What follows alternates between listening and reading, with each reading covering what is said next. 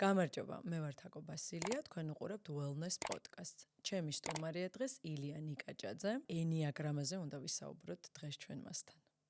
გამარჯობა ილია. მოგესალმებით, მადლობა. ძალიან სასიამოვნოა და უღრმესი მადლობა რომ მესტუმრე. მადლობა დაპატიჟებისთვის თან იმ თემაზე, რომელზეც საუბარი ძალიან მიყვარს. და იმ თემაზე, რომელიც მე ძალიან მაინტერესებს და ღრმად არ ვიცი. და ეს კიდევ უფრო მხიბლავს. გილოცავთ ენიაგრამას პირველად გაცნობის ბედნიერება გერგოცილად და განსაკუთრებული შეგრძნება მე მახსოვს პირველად რომ ამ თემას შევეხე. როგორი დიდი შთაბეჭდილება მოახდინა და ეს შთაბეჭდილება გრანდიოზული, იმდენად გრანდიოზული რომ მას მერე ამ თემაში ვარ და ეს არის საკითხი რომელიც ფაქტიურად ყველა ცხოვრებისეულ პრობლემას ერგება. ყველა ცხოვრებისეულ პრობლემაზე კითხვაზე, რომელიც გვაძლევს პასუხს. არ ვიცი რა კითხვაც არ უნდა გქონდეს შენ ცხოვრებასთან მიმართებაში. შეიძლება იყოს კითხვა რატომ? შეიძლება იყოს როგორ? შეიძლება იყოს რისთვის? თითქოს ყველაფერზე პასუხს იძლევა ენიაგრამას სისტემა. ვინც კი ეზიარა, მოკლედ ენიაგრამას ყველა არის აღფრთოვანებული ჩემს ირგვლივ. და მაინტერესებს ზოგადად საიდან დაიწყო ეს და როგორ იმართება, რა პრინციპებია? მოდი ჯერ განვმარტოთ, ხო, რა არის ენიაგრამა? ეს არის პიროვნების ტიპების კლასიფიკაცია. სხვანაირად რო ვთქვათ, ეს არის ფსიქოდიაგნოსტირების მეთოდი. ენიაგრამა შენ გეხმარება, რომ დაადგინოს შენი ფსიქოლოგიური ტიპი. ეს რას ნიშნავს, რომ შენ იგებ როგორი ადამიანი ხარ? შენ იგებ რა რესურსები და პოტენციალი გაქვს? შენ იგებ რა წინააღმდეგობები გაქვს? რა გიშლის მაგალითად ხელს რომ გქონდეს ისეთი ცხოვრება, როგორიც გინდა რომ გქონდეს? ხო, რა გიშლის ხელს რომ მაგალითად დაალაგო შენი პირადი ურთიერთობა? არ აქვს მნიშვნელობა დაოჯახებული ხარ, ყავს პარტნიორი არ ყავს. ნებისმიერ შემთხვევაში პასუხი კითხვაზე, როგორ მყავდეს, ან თუ მყავს, როგორ შეიძლება მასთან უკეთესი ურთიერთობა მქონდეს, ამას პასუხს გაძლევს ენიაგრამა. კითხვაზე, როგორ შეიძლება ჩემი ფინანსური მდგომარეობა გაუმჯობესო? რატო არ მაქვს საკმარისი ფული? ან თუ მაქვს, რატომ ხარჯავ ამ ფულს არამიზნობრივად? ამ კითხვებზე პასუხს გაძლევს ენიაგრამა. ხო? მურშება მქონდეს მზარდი კარიერა, ან საერთოდ რა სფეროში ცხოვრების უნდა მქონდეს კარიერა. ამას პასუხს გაძლევს ენიაგრამა. ჯანმრთელობის თემები, რომელიც ძალიან აქტუალურია. რა ჯანმრთელობის გამოწვევები მაქვს? იმიტომ რომ უმეტეს შემთხვევაში ჯანმრთელობა, ხშირ შემთხვევაში ჯანმრთელობის პრობლემა უკავშირდება რას? ფსიქოლოგიურ მდგომარეობას. ხო, იმისთვის რომ ჩვენი ჯანმრთელობის თემები მოვაგვაროთ, ან პრევენცია გავაკეთოთ პოტენციური საფრთხეებისა, ჩვენ გვჭირდება ვიცოდეთ, როგორია ჩვენი ფსიქიკის სტრუქტურა. იმიტომ რომ ამ სტრუქტურაზეა დამოკიდებული დაუშვათ გუჭანტლავის დაავადებებისკენ წავა თუ გულსისახმო დაავადებებისკენ. ცხადი აქ ფიზიოლოგიას და ცხოვრების სტილს დიდი მნიშვნელობა აქვს, მაგრამ პარალელურად ფსიქოლოგიური თემებიც აქ ძალიან აქტუალური და მნიშვნელოვანია. რა თქმა უნდა. ასევე ზოგადად რო ავიღოთ ის ფსიქოლოგიური პრობლემები, რაც თანამედროვე ადამიანს აქვს, დაწყებული დეპრესიით, გაგრძელებული პანიკური შეტევებით, შფოთით და ასე შემდეგ, ამაზე გარკვეულწილად პასუხს გაძლევს ენიაგრამა. ნახე როგორ მუშაობს ეს პრინციპი. თითოეული ჩვენთაგანი მეტაფორას მოვიყვან. სანამ საკუთარ ფიზიოლოგიას მიხედავს, ჯერ ასაკეთებს ხო ჭკვიანი ადამიანი, ჯერ კვლევას იკეთებს. ხო, ჯერ უნდა დავადგინოთ რა მდგომარეობაში ვართ, რომ შემდეგ ეს მდგომარეობა შევცვალოთ. პირდაპირ ხო არ ვცვლით. ანუ პირდაპირ ანტიბიოტიკს ხო არ ვსვავთ, ჯერ სისხლის ანალიზს ვიკეთებთ, ეხოსკოპიას, შეიძლება რენტგენი გავიკეთოთ. მაშინ კითხვა, იგივეს რატო არ ვაკეთებთ, როცა საქმე ფსიქოლოგიას ეხება? სანამ რაიმე შეცვლას შეეცდები შენს ფსიქიკაში, მოდი ჯერ გავიგოთ როგორია შენი ფსიქიკა, რომ ეს შეცვლა უფრო ეფექტური იყოს. მე ძალიან მომწონს საყოველთაო და ყოველდღიური მაგალითები და ხა ერთ მაგალითს მოგიყვებით, არც თუ დიდი ხნის წინ წყალი ჩადიოდა მეზობელთან. წყალი ჩადიოდა მეზობელთან მეტაფორულად ნიშნავს იმას, რომ შეიძლება შენი ფსიქიკაც ჟონავს. პრობლემები ზოგადად ფსიქოლოგია, იმიტომ რომ ფსიქიკა ჟონავს, თლიანობა დარღვეულია. სადღაც რაღაც არ მუშაობს. და აქ გვაქვს ორი ვარიანტი. ერთი ვარიანტი, რა ვყაროთ უნდა იატაკი და ვიპოვოთ საიდან ჩადის წყალი. აქამდე სანამ თანამედროვე სანტექნიკური ტექნოლოგიები განვითარდებოდა, ასე აკეთებდნენ. ახლა ჭკვიანმა და მცოდნე და კომპეტენტურმა სანტექნიკმა რა ქნა? გამოიყენა თანამედროვე ინსტრუმენტები, რომ ზუსტად ეპოვნა საიდან გადის წყალი, კონკრეტულად ის მეტლახი ამოვიღეთ. ის გაბზარული თუ გატეხილი ნაწილი შევცვალეთ და პრობლემა მოგვარდა. მოდი ახლა გადავიდეთ ფსიქიკის დონეზე, როგორ ხდება ეს. შენს პრობლემებს ცხოვრებაში მიზეზი აქვს კონკრეტული საიდანღაც ჟორნავს, სადღაც მთლიანობა დაირღვა და მთლიანი შენი ფსიქიკის გადათხრა არ გვჭირდება. ჩვენ გვჭირდება უბრალოდ დიაგნოსტიკა შენი ფსიქოტიპის, რომ გავიგოთ სისტემა როგორ არის მოწყობილი და რა დაირღვა ამ სისტემაში. სულ ეს არის. ეს ბევრად უფრო სწრაფია, ბევრად უფრო იაფია და ბევრად უფრო მარტივია. როდესაც ამ დასკვნას ვაკეთებ, თეორიული გადასახედიდან კი არ ვსაუბრობ, მხოლოდ ეს საკუთარ თავზე გამოვცადე.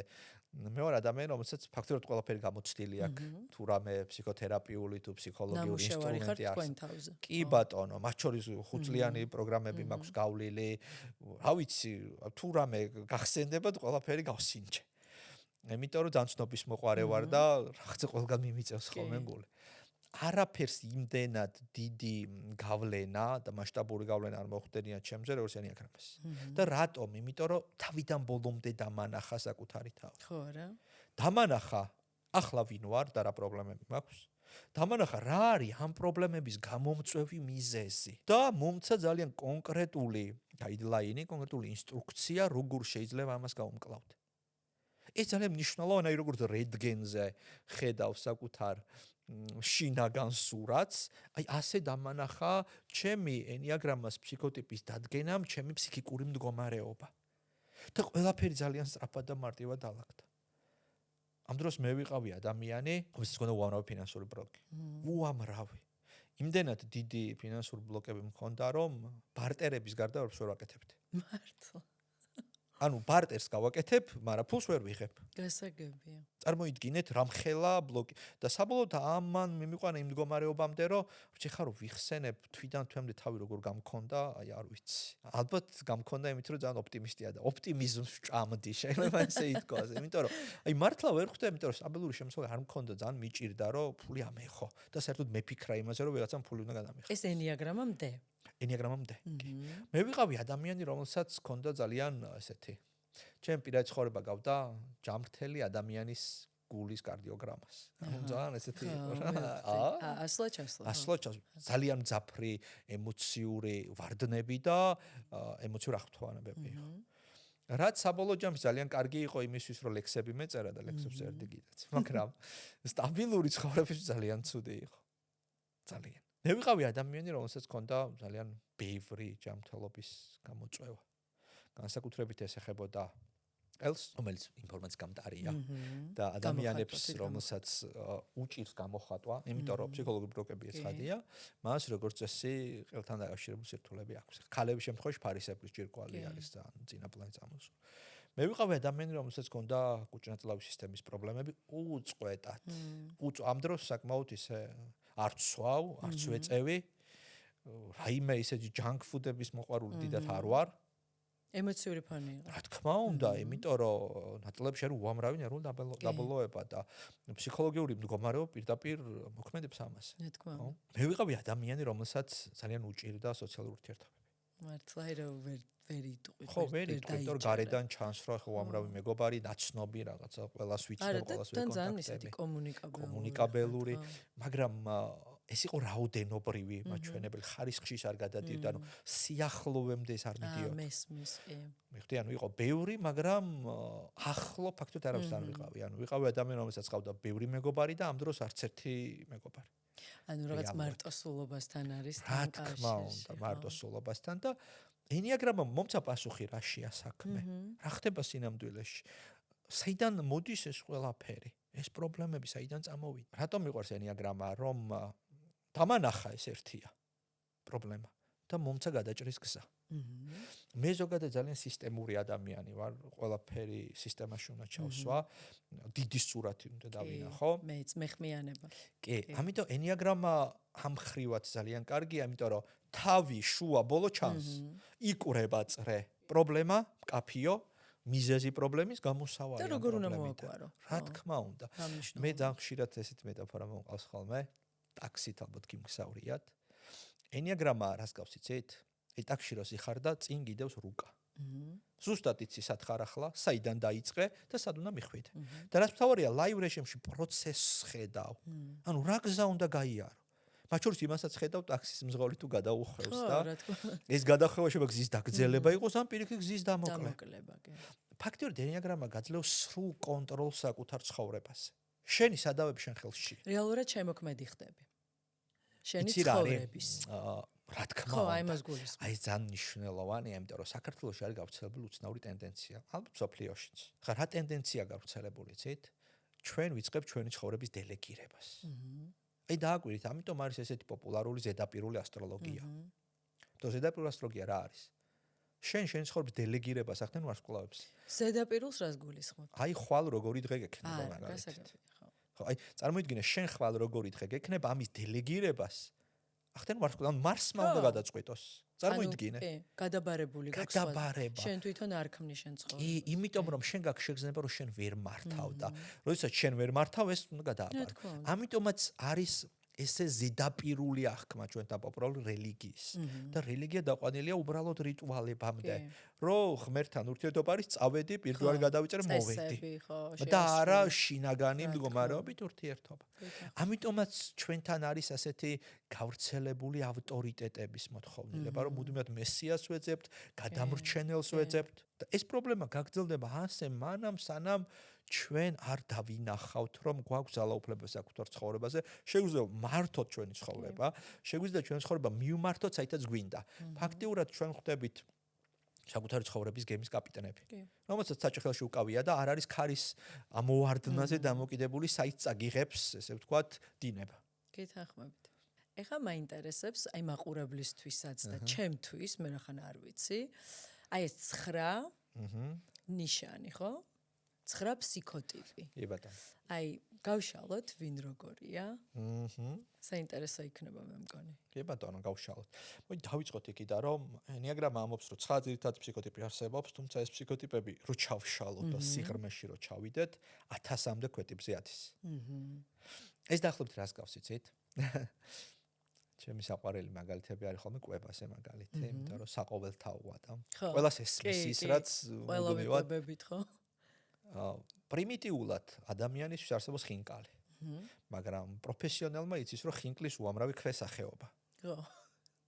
და რაც უფრო კარგად გესმის კულინარია, მით უფრო ბევრი ხინკლის სახეობა იცის. ანალოგიურად ნახე არსებობს 9 ფსიქოტიპი, მაგრამ ეს ფსიქოტიპები იშლება კატეგორიებად, რაც ნიშნავს, რომ უფრო დეტალურ სურათს გაძლევს. 9 ფსიქოტიპი არის ჩვენში წარმოდგენილი. წარმოიდგინე, რომ შენი ფსიქიკა არის სააქციო საზოგადოება. და 9 აქციონერი გყავს. განსხვავება ის არის, რომ ერთს აქვს საკონტროლო პაკეტი. კი. ეს ნიშნავს, რომ ერთი მართავს შენ ცხოვრებას. დანარჩენი პროცესში მონაწილეობენ, მაგრამ იმ ერთის გავლენით. რა არის ეს 9 ფსიქოტიპი? ჩვენ ციფრებს ვიყენებთ ხოლმე ამ ფსიქოტიპებს იდენტიფიცირებისთვის, მაგრამ ციფრები გვჭირდება იმიტომ, რომ უბრალოდ მივხვდეთ რას გულ, აი როგორც სახლებია დანომრილი, დაახლოებით იმ პრინციპით. კავშირი არანაირი არ აქვს ნუმეროლოგიასთან, მისტიკასთან არ არის კავშირი. ან დაბადების თარიღი რაღაც. ბატონო, მე ზოგადად ენეაგრამას იმ მიმართულებას ვიზიარებ, რომელიც უფრო მეცნიერულია და ნაკლებად მისტიკური. და იმდენად მეცნიერული, რომ მაგალითად სადოქტორო დისერტაციებს იცავენ ამ მიმართულებით. ეს ძალიან მნიშვნელოვანი ნიუანსია, იმიტომ რომ ჩვენ უნდა გავარჩიოთ ერთმანეთისგან მეცნიერება და რწმენა. არის რა რწმენის კატეგორია, სადაც ჩვენ შეიძლება ნებისმიერ რაღაცის გწამდეს, მაგრამ არის მეცნიერება, რომელიც გარკვეულ ემპირიულ მტკიცებულებებს ეყრდნობა, რა თქმა უნდა. კარგით, განვიხილოთ 9 ფსიქოტიპი. დავიწყოთ ერთიანით, იდეალისტი, რეფორმატორი. როგორი ხასიათი აქვს ერთიანს? ეს არის ადამიანი, რომელსაც უნდა რომ ყველაფერი იყოს მოწესრიგებული და დალაგებული. ეხლა წესრიგი რაში შეიძლება უნდოდეს ადამიანს, ხო? დაწყებული სახლით. სამუშაო ოთახი, კარადა. იატაკი, რომელიც მოტრიალებულა, ესეთ გასიპინებული უნდა იყოს. გაგზავნილი ტანსაცმლით. მოხდენილად კოხტად ფერებში შეიძლება ეცვას ამ ადამიანს და დაგვირგვინებული ურთიერთობებით. ურთიერთობა რას ნიშნავს? მოწესრიგებული ურთიერთობა ბავშვთან. რო აგერ გაკეთებული აქვს ცხრილი, როდის სადმიდის, როდის მოდის სკოლიდან, მასწავლებელთან რომელზე უნდა დავდეს, რომელზე უნდა დაბრუნდეს, რომელზე უნდა ჭამოს, რომელზე მიდის რაღაცა სპორტულ აქტივობაზე და ასე შემდეგ. ასევე მოწესრიგებული ურთიერთობა პარტნიორთან. ზუსტად უნდა იცოდეს, რას აკეთებენ, როდის აკეთებენ და რანაირად აკეთებენ. დაგეგმილია ყველაფერი. დაგეგმილი და გაწერილი. ეს არის კატეგორია ადამიანის, რომელიც მალეთ 1 წლით ადრე გეგმავს მოგზაურობას. 10 წლით ადრე იცის, რამდენი შვილი უნდა ყავდეს და ეს შვილები რას საქმიანობენ, ან რას სწავლობენ და რა მიმართულებებს ირჩევენ. ამ ადამიანს სასიცოცხლოდ ჭირდება ეს. სხვანაირად ის დისკომფორტს განიცდის. სხვანაირი გარემო მისთვის არის რაღაცა უცხო. და როგორც წესი უცხოსი ყოველთვის გვეშინია ხო? კონტროლთან არის კავშირში, ხო? იცი რა არის ცოტა სხვა თემა აქ. კონტროლი ირიბ კავშირში არის ერთიანთან, მაგრამ არა პირდაპირ. ჩვენ შეგვიძლია ვისაუბროთ საიდან ჩამოყალიბდა, როგორ ჩამოყალიბდა საერთოდ ეს ფსიქოტიპი, რა საფუძველი აქვს ამ ხასიათს, ხო? მაგრამ სანამ მაგაზე გადავალთ, გავაგრძელოთ, ხო? ეს არის ტიპажი, რომელიც არის ძალიან პასუხისმგებლიანი. რას ნიშნავს? თქვა უნდა შეასრულოს. რაც არ უნდა მოხდეს. ეს არის ტიპажი, რომ დილას გაიღვიძა და არ უნდა ამის გაკეთება და არ გააკეთებს. არა. ეს არის ტიპажი, რომელიც საკუთარ სურვილებზე წინ ვალდებულებებს აყენებს. მე შემიძლია მოვიყვანო საინტერესო მაგალითები ცნობილი ადამიანების ცხოვრებიდან, ვინც ამა თუ იმ ხასიათს მიეკუთვნება და ეხლა მის გამახსენდა პირველ რიგში ეს არის გემ ტიტანიკის კაპიტანი ედუარდ ჯონ სმიტი. ადამიანი, რომელიც შემდეგაც ტიტანიკი იძირებოდა და გემის ევაკუაცია ხდებოდა და კაპიტანს ცხადია გამოუყოფდნენ ნავს, რომელიცაც გადარჩებოდა, მან გადაწყვიტა, რომ გემზე დარჩენილიო. რატომ? მოდი გავშალოთ. ენიაგრამა რატოა კარგი, რომ გაძლევს პასუხს კითხვაზე, რატო გააკეთა ეს? რა მოძრავებს მას? იმიტომ რომ ბევრი ვარიანტი არსებობს და ბევრი სხვა мотиваცია არსებობს. სხვა ენენიშის პერსპექტივიდან სხვა გადაწყვეტილება იქნებოდა. მისი პერსპექტივა ასეთია, რომ ჩემი პასუხისგებლობაა გემი. და მე ამ პასუხისგებლობას ბოლომდე შევასრულებ. მათ შორის ფსკერამდე ჩაუყვები. და ხე როგორი პასუხისგებლიანია? თან ახსენეთ იდეალისტი ასე. იდეალისტი, ანუ იდეალურად უნდა იდეალური კაპიტანი უნდა იყოს. ოთ იდეალური კრიტერიუმები რა არის? მე მივყვები წესებს, სტანდარტებს და ნორმებს. ნორმიდან გადახვევა დაუშვებელია. მე მახსენდება დათა თუთაშხია, რომელიც ასე ამ ფსიქოტიპის კატეგორიას მიეკუთვნება და მისი ცნობილი სიტყვები ჯერ წესია საქმე და მერე საქმეა საქმე. ანუ ერთიანი იყო. რა თქმა უნდა, წესები უფრო წინ დგას, ვიდრე შედეგი. ანუ ერთიანი ესე კი არ აზროვნებს, რომ მაგალითად როგორ მოვიქცეთ, რომ პოდკასტი იყოს ძალიან ნახვადი. ესე მისი ფსიქიკა ასეთ ამოცანას არ სვავს. მისი ფსიქიკა სვავს ამოცანას. რა სტანდარტებს უნდა აკმაყოფილებდეს პოდკასტი, მივხვდი. და ამ სტანდარტში აუცილებლად უნდა ჩავჭდე. ნახვა ექნება თუ არ ექნება, ეს უკვე მეორადი საკითხია. აი, ქალი ვინ არის ერთიანი ცნობილი?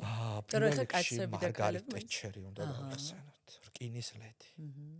რომ არა მისი პრინციპული ხასიათი, ჩვენ ვერ მივიღებდით ესეთ მეგა ფიგურას და ჩვენ ვერ მივიღებდით ბრიტანეთს როგორც იმპერიას, დიდ და ძლიერ სახელმწიფოს. იმიტომ რომ ერთიანი არის ძალიან პრინციპული. ამიტომ რეფორმატორსაც ეძახებთ, რომ რეფორმებს პრინციპულობა სჭირდება. აი რას ნიშნავს პრინციპულობა და ტეჩერთან მივაბად. ნახეთ, ნებისმიერ რეფორმა არის მტკივნეული. როდესაც სახელმწიფო მოღვაწე რეფორმას იწყებს, ხალხი ამას ეწინააღმდეგება. იმიტომ რომ ხალხს არ უყვარს ცვლილება, მას შეჩვეული ჭირი ურჩევნია, შეუჩვეულ ხინს. ამ დროს პოლიტიკოსი დგება ხოლმე დილემის წინაშე. მიყვეს ამ მომრჩეველს, ხალხს, იმიტომ რომ თუ ხალხს არ მიყვება, გადაირჩევენ მას, დიდი რისკია ძალიან, ან დადგეს თავის პრინციპულ პოზიციაზე. როგორც წესი, თუ ერთიანი არ არის პოლიტიკური ლიდერი, ირჩევს იმას, რასაც დემოკრატია ქადაგებს, შენ ხალხმა დაგიქირავო და რასაც ისინი გეტყვიან, ის უნდა გააკეთო. ტეჩერი იწყებს რეფორმებს, ეგრეთ წოდებული ტეჩერიზმს, რაც თავის თავში გულისხმობს სუბსიდიებს გაუქმებას, ანუ ხალხს დახმარებას არ აძლევენ და ცხადი ამას უარყოფით რეზონანსი მოყოლებ პრივატიზაციას და რა ვიცი რას არ ეძახდნენ, იმიტომ რომ მაგალითად შეზღუდა რძის სკოლაში უფასო დარიგება და ნუ ხალხი ეუბნებოდა რომ აი შენ ბავშვებს რძე წაართვი შენ რა დედა ხარ. მიუხედავად იმისა რომ სერიოზული რისკი იყო რომ ის მეორე ვაით არ აირჩიათ, მან პრინციპულად დაწყებული საქმე ბოლომდე მიიყვანა. რომ არა ომი არგენტინასთან ფოკლენდის კუნძულების გამო, რომელშიც დიდმა ბრიტანეთმა გაიმარჯვა, ტეჩერს მეორე ვაით აღარ აირჩევდნენ. სადღაც გაუმართლა. ხო, მან გაუმართლა. მაგრამ აქ თავარი არის რა, როგორი პრინციპულია და როგორ მიყვება დაგეგმილს და არ რეზონირებს ადამიანების უკავშირს. ეს არის აქ ძალიან მნიშვნელოვანი. მაგალითად არის ესეთი ისტორიას, რომ ეს ტეჩერს ტერაქტი მოუწყეს. სასტუმრო ააფეთქეს, სადაც ის ცხოვრობდა. ადამიანები დაიღუპნენ, მის სააბაზანო ოთახი დასიანდა. ეს სერიოზული რისკი იყო მისთვის, ხო? მის ჯანმრთელობისთვის. მიუხედავად ამისა, ტეჩერმა იმ სასტუმროში დაგეგმილი პრინციპი არ გადადო. ხო. აი წარმოიდგინე, როგორი პრინციპული ხასიათია, ხო? უფრო კარგად რომ დაინახოთ ერთიანისენია ნიშანი შუა საუკუნეების რაინდები. აი ღირსეული რაინდები, რომელიც საკუთარ სიტყვას არ გადაახტებოდნენ, რომელიც თუ შექმპირდა სიცოცხლის ფასად დაიცავს ამ პირობას. მე ძალიან მიყვარს ეს ფილმი არის ზეციურ სამეფო ქვია. საოცარი ფილმია სალადინზე და იერუსალიმის დაცემაზე. არ მაქვს ნახე. იქ არის ერთი პერსონაჟი, რომელსაც უყვარს დედოფალი. უბრალოდ მეფის შვილი უყვარს. და მეფე მას ეს რაღაცას თავაზობს, რომ მე დაგრთავნებას, რომ შეირთო ცოლად ჩემი შვილი. მაგრამ ამისთვის შეუნდა მოკლა მისი საქმრო. თან გაითვალისწინე, რომ თუ ეს საქმრო გახდება მეფე, იმიტომ რომ მე უკვდები, დაიწყება ომი. და შენ შეგიძლია შეერთო ცოლად საყვარელი ქალი და ომი აარიდო სახელმწიფოს. და ერთიანი პერსონაჟის პასუხი რა არის? არა, მე უღირს საქციელს ვერ ჩავიდენ, თუნდაც ღირსეული იყოს მოტივი. ნახეთ? წესების წესი ადამიანი. და იმას აკეთებს, რაც უნდა გააკეთოს. ხა თუ გადავალთ იმაზე რა პრობლემები აქ ერთიანს. ხო. სწორედ ეს არის მისი პრობლემა, ის არის უნდასტყეობაში. ანუ მოქნილობა აკლია. ერთი მოქნილობა აკლია, ძალიან ხისტია და პირდაპირია. აი დათათუთაშხია მთელი რომანის გამომშველი მის პრობლემა რა არის? რომ მონიმად ვიღაცას უნდა შეასკდეს თავისი პირდაპირობის გამო. კი. ერთი ის რომ მოქნილობა აკლია და ლავირების უნარი ნაკლები აქვს და მეორე ვალდებულებები ჭამს სურვილებს. ხვდით? კი, ხვდები. ძალიან საინტერესო არის რომ დათათუთაშხიას უნდა დაუბრუნდეთ, რომ დათათუთაშხიას უყვარს, მოწონს ქალი რომელიც გათხოვილია. ამ ქალსაც მოწონს. და ის ქალი თხოვს შეხვედრას, იბარებს თავისთან. ხო, არ ვიცი, 99% ალბათ დათანხმდებოდა, ხო? მაგრამ ერთიანი საპასუხო წერილში ეს რაღაცას ამბობს. წერილს წერს ეს დანო თავყელიშვილი შილერის. რომ მეო ბატონ შილერს, ანუ მის ქმარზეა საუბარი, ცოლსო ვერ წავართმეო. ხო, მე ვერ გავხდები ის ადამიანიო, ვინც ამ წესიერ კაცს არ ხო, ფასეულობების ერთგულია ბოლომდე. ის ერთგულია წესების, ნორმების, სტანდარტების, რომ შენ მისი ხარ და მე ამ ურთიერთობაში არ ჩავერევ. ხო, საოცარი ხასიათია. კი, ნამდვილად. აუცილებლად უნდა აღინიშნოს დავით აღმაშენებელი, რომელსაც ასევე ერთიანული ხასიათი ჰქონდა.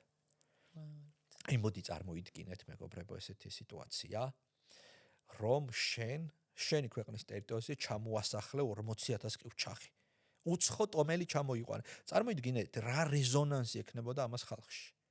ალბათ იცით ის ცნობილი ლექსი კივჩაღის პაემანი, სადაც კივჩაღი თავს ესხმის ქართველს, რომელიც გულთბილად გაუმასმინდება და ცოლის წართმევას დაუპირებს და შემდეგ ეს მოკლავს, ხო? ანუ მთლად კეთილგანწყობილი ტიპები არ იყვნენ, ხო? ანუ რთული იყო მათთან ცხოვრება. მაგრამ დავითმა ეს მაინც გააკეთა, იმიტომ გააკეთა, რომ ეს საჭირო იყო. ეს იყო უნდა, ეს იყო ვალდებულება. და ის დისციპლინა, რაც დავითმა ქვეყანაში დაამყარა, ეს არის აი აქ ჩანს ერთიანი ძლიერი მხარეები. აი როგორი სისტემა შექმნა, სამხედრო სისტემა შექმნა, სასამართლო სისტემა შექმნა, განათლების სისტემა შექმნა, ეკონომიკური სისტემაში მონეტარული რეფორმა ჩაატარა. ყველგან სისტემა შექმნა, ყველგან გააკეთა ის, რაც უნდა მას გაეკეთებინა. და სხვათა შორის არის ეს ისტორიაც, თუმცა ეს არ დასტურდება უფრო კონსტანტინე გამსახურდიას რომანში დავით აღმაშენებელში აღწერილი, რომ დავითს უყვარდა სხვა ქალი. მაგრამ ცოლად მოირთო კივჩაღების პრინცესა.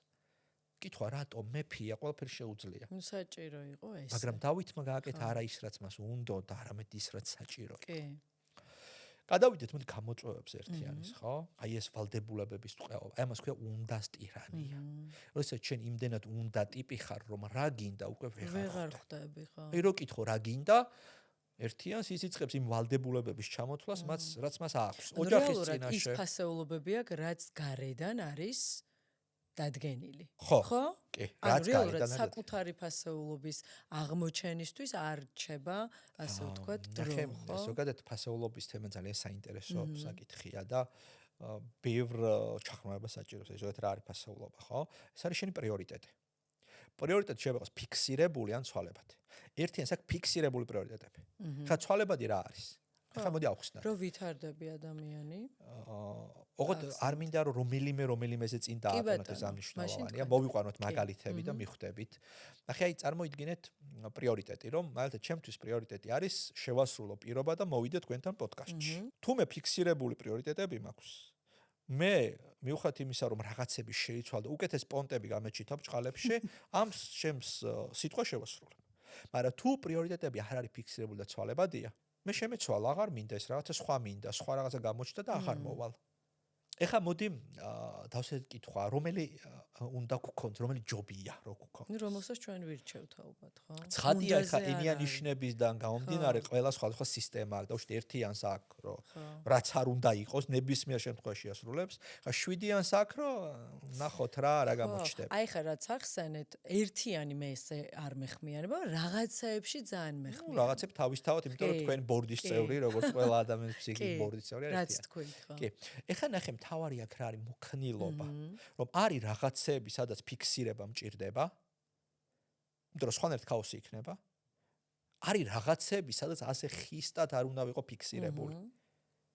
ეს რას ნიშნავს? ეს ნიშნავს იმას, რომ თუ ყვდები და ცუდად ვარ, შეიძლება რაღაც პირობებზე უკან დახევა და თქვა რომ იცი რომ ვერ. დიახ.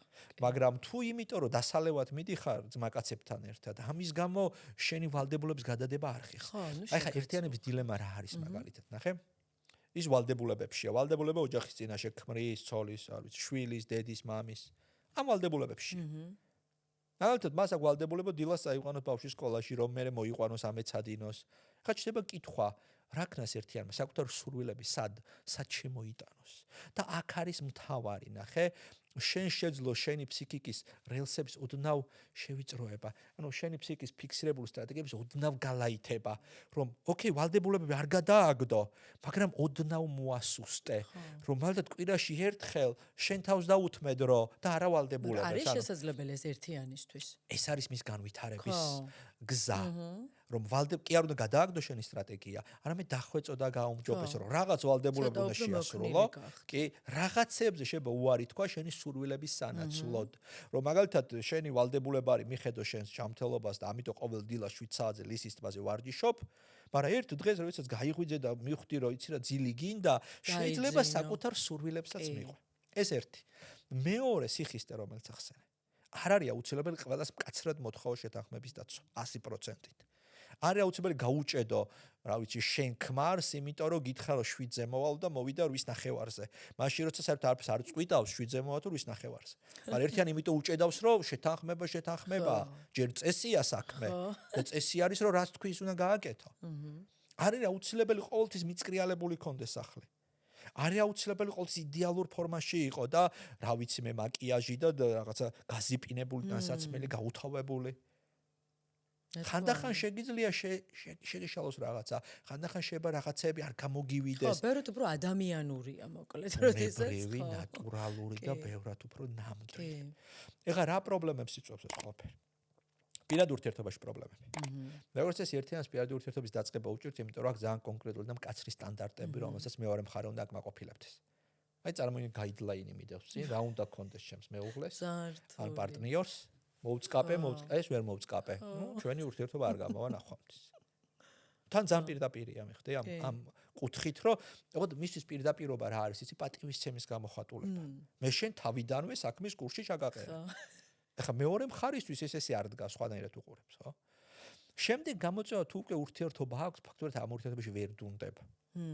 და ამას მოყვება ხოლმე ძალიან ხშირად ინტიმურ ცხოვრებაში პრობლემა. ამიტომ ვიფიქრე კონტროლი, ამიტომ გარკვეულწილად თვითკონტროლია. თვითკონტროლი, ხო, აი ეს კარგი ის კონტროლი რვიანის არის. ის რვიანი, ხო.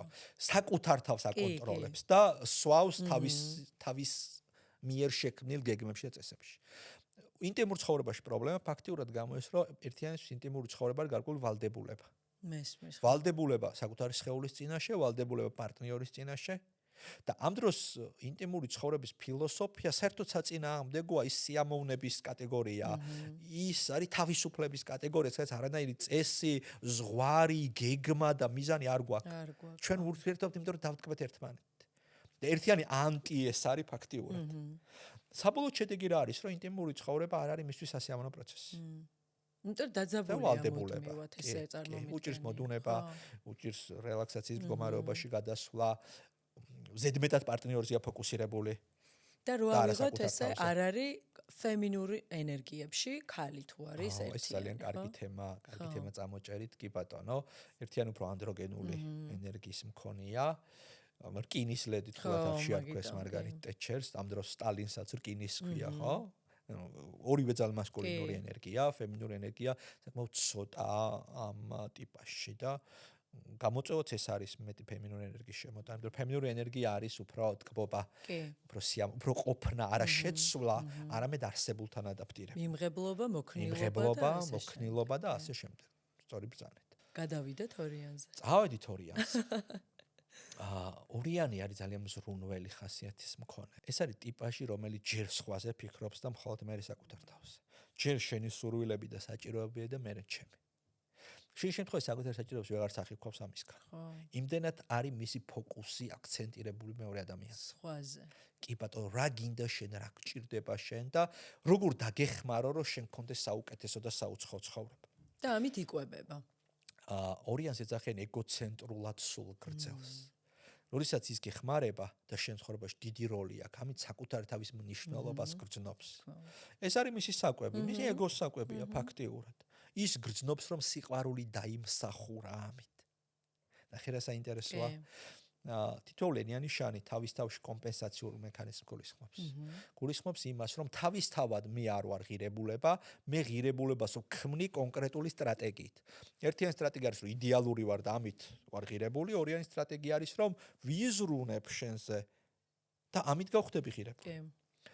თან საინტერესოა, ესეთი პოეტი გვყავს, მიხეილ ქლივიძე და მას აქვს ავტოპორტრეტი. ლექსი და იქ ამბობს ეს რაღაცას, რომ გინდაო ეს ცხოვრება ვაქციო, არაკათო ქვეყანას ღაპრული ფერებით დავხატო, ლამაზი საცოლე წავართო, არაკაც და კაცი ბედნიერ მეუღლედ გავხატო. და მთელი ლექსი გრძელდება ასე, რომ ვიღაცას, ვისაც რაღაცა უჭირს, ეს ფეხზე დააყენებს და რაღაც საოცარ შედეგებს დაუდებს, კი. რომ მაგალითად რაღაცა კოჭლს მწვერვალს დააპყრობინებს. ხო, უნიჭოს ნიჭიერად გახდის. ანუ სხვაზე აქვს ფოკუსი. კი ბატონო, და ჩვენ რო გადავხედოთ ორიანების ცხოვრებას, მართლა ამას აკეთებდნენ ის. და ძირითადად ორიანები არიან ხოლმე ცნობილი ადამიანების მეორე ნახევრები. ხო არა? იმიტომ რომ ეს არის ის, ვინც იმდენ ენერგიას დებს შენში, რომ როგორც წესი გინდა არ გინდა რაღაც საოცრებებს აღწევ ხოლმე. მაგრამ აი კაცის შემთხვევაში? იშვიათად ხდებიან ხოლმე მამაკაცები და ესეთი წამყვანი ალფა ორიანები, თუმცა არის გამონაკლისი შემთხვევები, მაგალითად იგივე მიხეილ ქლივიძე. მაგალითად მე ძალიან მიყვარს ესეთი ვალენსიელი მხატვარი არის ხუაკინ სოროლა. თუმცა კი მის მხატვრობაში, მის ნახატებში ზრუნვა, იმიტომ რომ ეს არის ადამიანი, რომელიც საოცრად ნათელ და სინათლით სავსე ნახატებს ქმნის. და მის ფილოსოფია ასეთი იყო, რომ ადამიანებსო მხატვრობო ბედნიერებას უნდა ანიჭებდეს. ფაქტიურად ის ზრუნავს ნახატებით. ეხლა მიხეილ ქლივიძე ძალიან მიყვარს ეს პოეტი, განსაკუთრებით მიყვარს.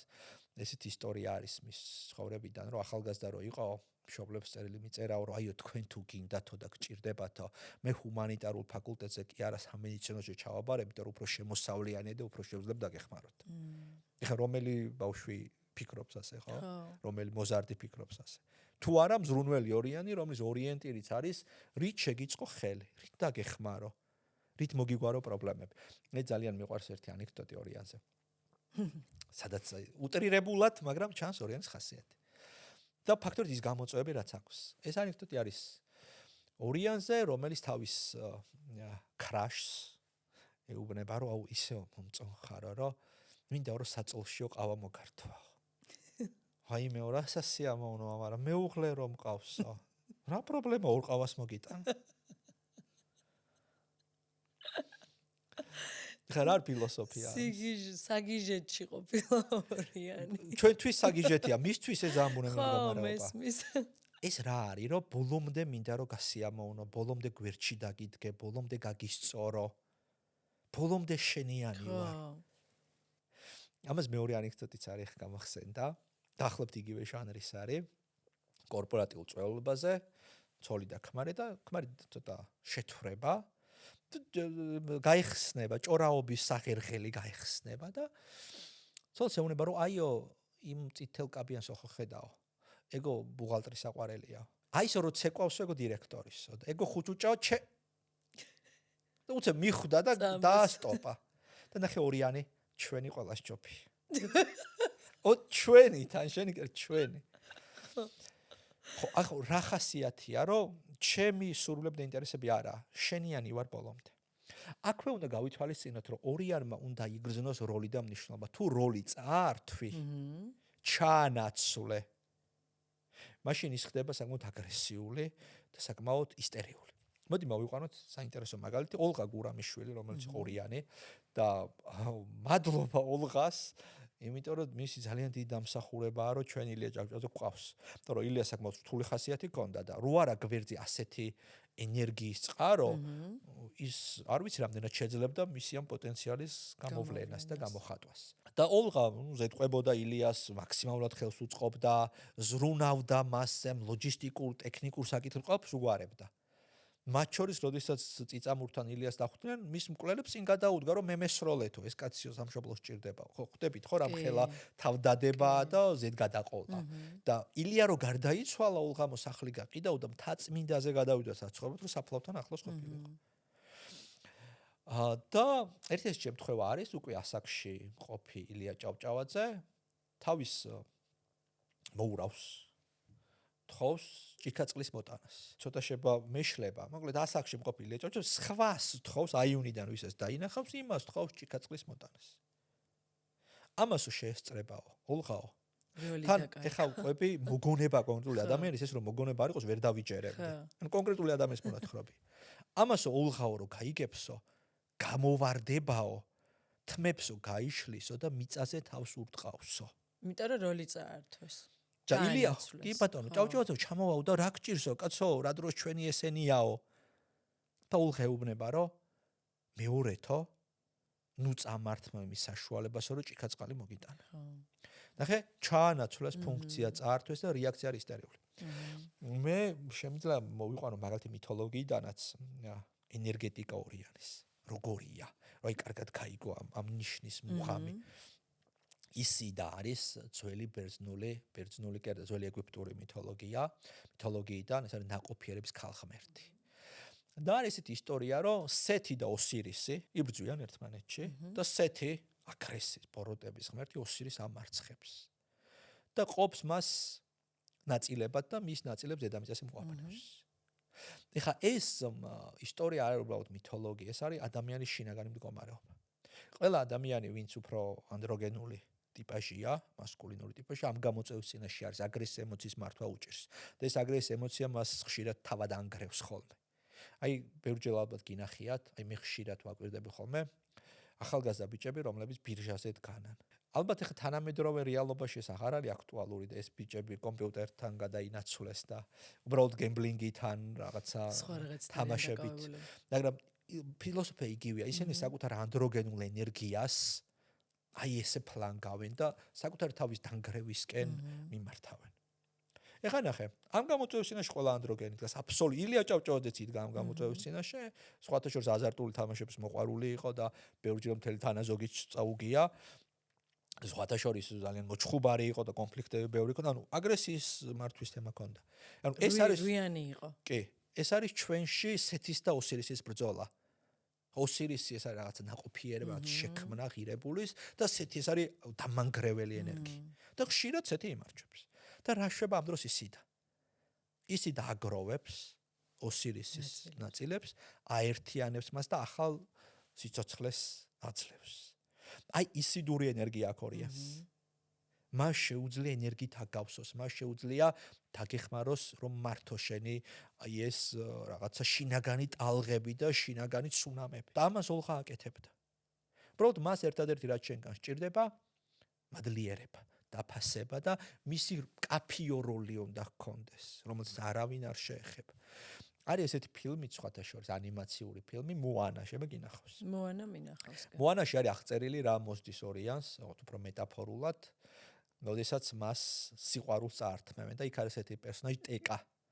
ეს არის ვულკანი, რომელიც აღმოჩნდება შემდეგ, გასპოილერებთ ახლა, ისეს ნანახი არ გაქვს შეგიძლიათ გადაახვიოთ. ტეკა, რომელიც მე აღმოჩნდება, რომ არის ნაყოფიერების და სიყვარულის და ზოგადად მოსავლიანობის ღმერთი. რომელსაც გული წაართვეს. ანუ ორიანი. კი, რომელსაც გული წაართვეს და გადაიქცა ვულკანად. ანუ რაღაცა მწვანე არსება, რომელსაც სიყვარული წაართვეს, გადაიქცა ვულკანად. ეს ახლა მარტო ორიანსაც არ ეხება, ნებისმიერი ადამიანი, რომელიც აგრესიულია, ბრაზიანი, რომელიც ესეთია ძალადობრივი ტიპი, ეს არის ადამიანი, რომელსაც სიყვარული წაართვეს. ნუ სიყვარულის ნაკლებობა არის თავი და თავი ნებისმიერი არასოციალური ქცევის. ნებისმიერის. ჩვენ რო გადავახიოს სტალინიან, ჰიტლერიანად, ამ დასკვნამდე მივალ საბოლოოდ. სიყვარულის ნაკლებობა ჰქონდათ. ეხლა რა უნდა გააკეთოს ორიანვე არ მთავარი. დოზირებული და მისნობრივი ზრუნვა. მე ძალიან მიყვარს დედა ტერესას მაგალითი. იმიტომ რომ დედა ტერესა წავიდა კალკუტაში. მოიცა რატო წავიდა კალკუტაში? ხო, ნუ ეხლა თუ რელიგიურად ახსნით გამოცხადება ქონდა, მაგრამ ფსიქოლოგიური ახსნა არის რომ იქ მისი ზრუნვა სჭირდებოდა. იყვნენ ადამიანები, მიზნობრიობა იყო აქ თემა. მიხვდე? ამიტომ ორიანის ეს არის მთავარი საკითხი, რომ იზრუნე მასზე, ვისაც ეს სჭირდება. და ნუ აჭმევ ხაჭაპურს ადამიანს, რომელსაც არ უნდა ხაჭაპური. ხო, ანუ მიზნობრივად სწორად უნდა დაიხარჯო. კი ბატონო. და მან შეივსებო. კი ბატონო, ნუ დაუყრი ღორებს მარგალიტებს, ხო? იმას უნდა დაეხმარო, ვინც გთხოვს დახმარებას და ვინც მადლიერია ამის. და ვისაც მართლა ჭირდება. კი. და მიზნობრიობის გამო დოზირება, დაეხმარე, მაგრამ არა საკუთარი თავის ხარჯზე. და თან მან და ალბათ საშიშია კიდე რომ დათვურ სამსახურს. ეგ არის დათვური სამსახური, კი, იმიტომ რომ როდესაც შენ ბევრს აკეთებ სხვისთვის, თუ შენ ადამიანს მუდმივად აჭმევ, ის თევზის ჭერას აღარ სწავლობს საბოლოოდ. ანუ რეალურად შენი ზრუნვა გახდება მისთვის დეგრადაციის წინაპირობა და საფუძველი. ამიტომ მიზნობრივად ზომიერად ჯერ შენი თავი, აი თვითმფრინავში ხო არის ინსტრუქცია ასეთი რომ ჟანგბადის ნიღაბით ჩამოვარ და ჯერ შენი კეთებ და მე მათ შორის ბავს, ხო, არა თუ დი. ისედაც ყველაფერში ჯერ საკუთარი თავი არის და მე სხვა. კი, სხვათა შორის ძალიან მნიშვნელოვანია წინადადება. მე შენ მიყვარხარ, იწყება სიტყვით მე. მე, კი. იმიტომ რომ თუ არ არის მე, არ არის მე შენ მიყვარხარ. რა თქმა უნდა, ვერ გეყვარება. კი ბატონო, კი. ეხლა მეორე უკიდურესობა არის ზედმეტი ეგოცენტრიზმი, სადაც მეს არ ვწდებით. და მე შენ მიყვარხარის მაგივრად მე არის, ხო? კი. ხო და ამიტომ ეს ზომიერება გვჭირდება. უბრალოდ ზომიერება ნიშნავს, რომ ერთიანისთვის სხვა არის ეს ბალანსი, ორიანისთვის სხვა არის ეს ბალანსი. და ეხლა სამიანზე რო გადავალთ, იქ კიდე სხვა არის ეს ბალანსი. ხო, თავის გამოწვევა აქვს ყველა ნიშანს, სადაც მე ბალანსში მივდივართ თან. კი, კი. სხვა შორის ერთი ანეკდოტი არის იმ ადამიანებზე, ვისაც მე, ანუ ზედმეტად საკუთარ თავზე ორიენტირებულ ადამიანებზე, შავი ანეკდოტია სხვა შორის. შავი ანეკდოტები ძალიან მიყვარს, იმიტომ რომ ძალიან ღრმა იდეადებს ხოლმე და კარგად გაცნობს საკუთარ შავბნელ ნაწილებს, იმიტომ რომ შავ ანეკდოტებს შენ გაქვს იმის საშუალება, შენი შავი მხარე გამოიტანო. ეს ანეკდოტი არის მეცხვარეზე, რომელიც ცხვარს მიერეკება და ესეთ რაღაცას ხმამაღლა იტყვის, რომ აბა ვისგან გავაკეთო ჩაკაფული. და ცხრები დაიწყებენ მე.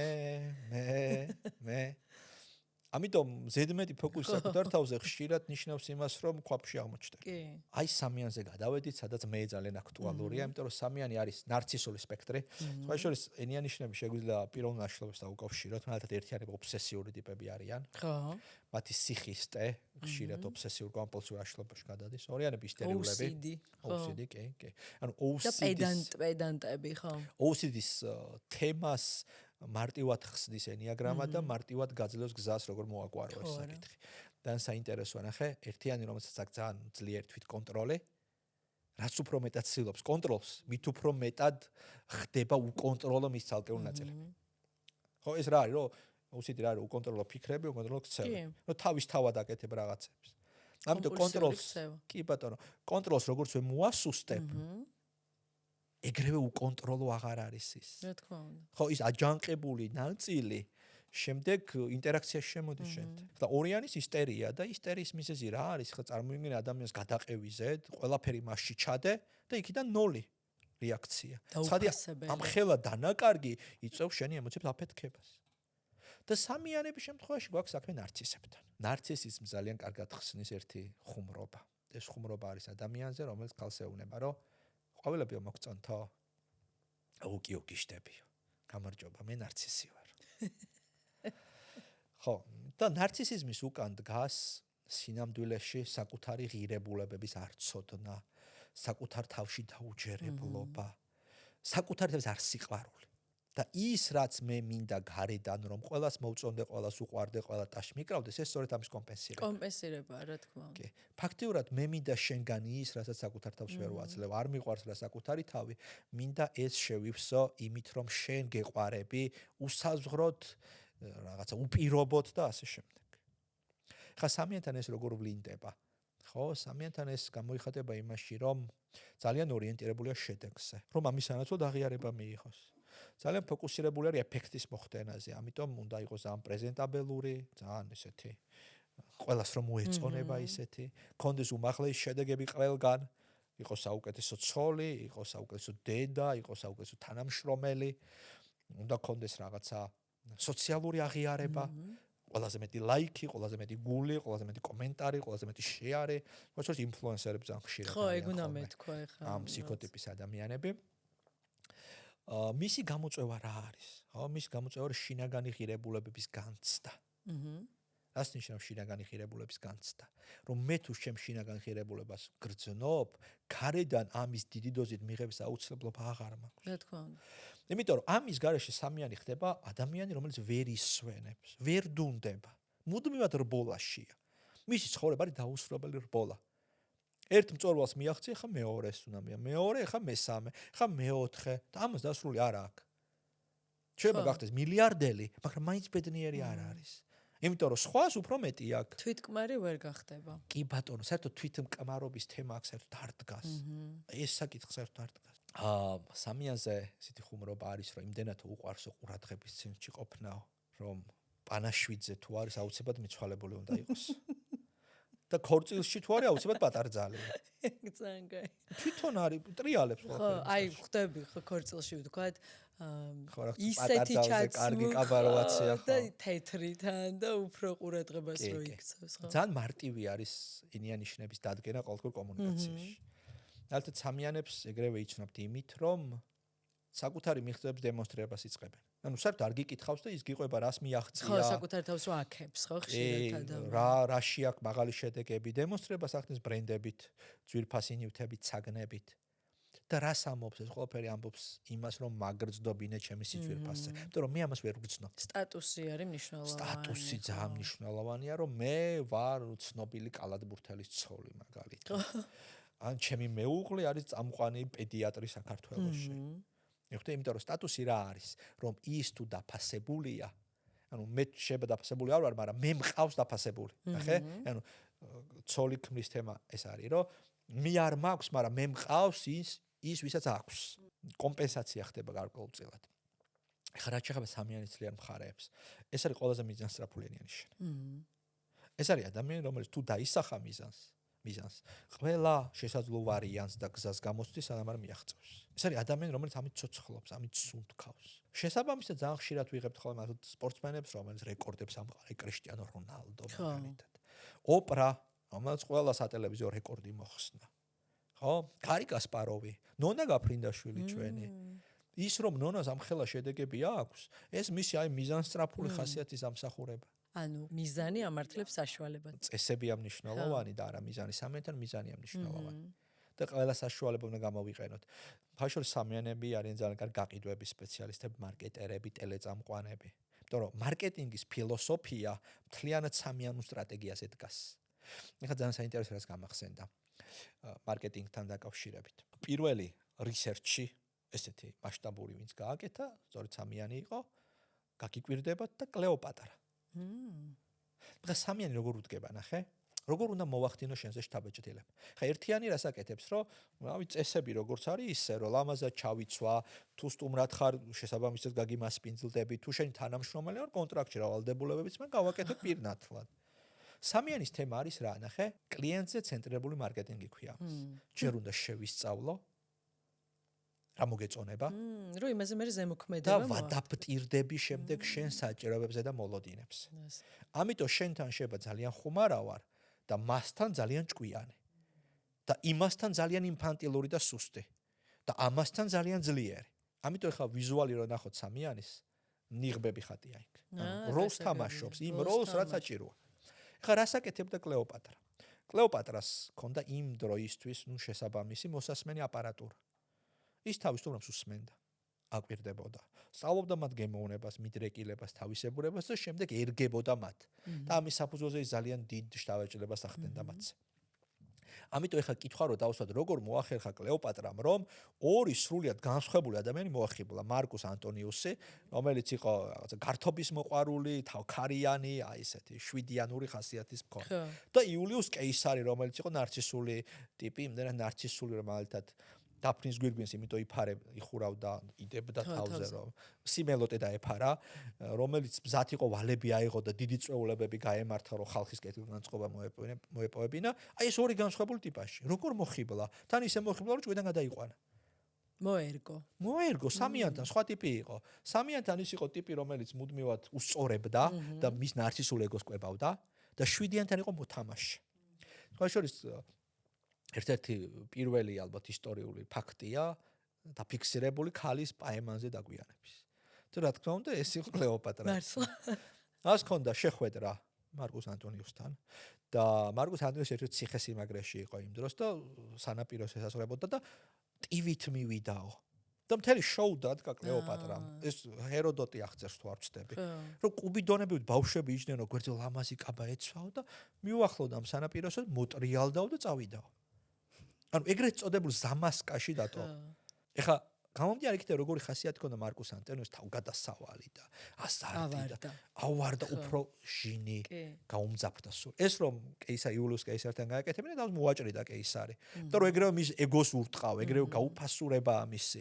ეგრევე იმ ტკივილებს ურტყავ, რაც მას აწუხებს. თან კლეოპატრამ ზუსტად იცოდა, ვისთან როგორი ყოფილიყო.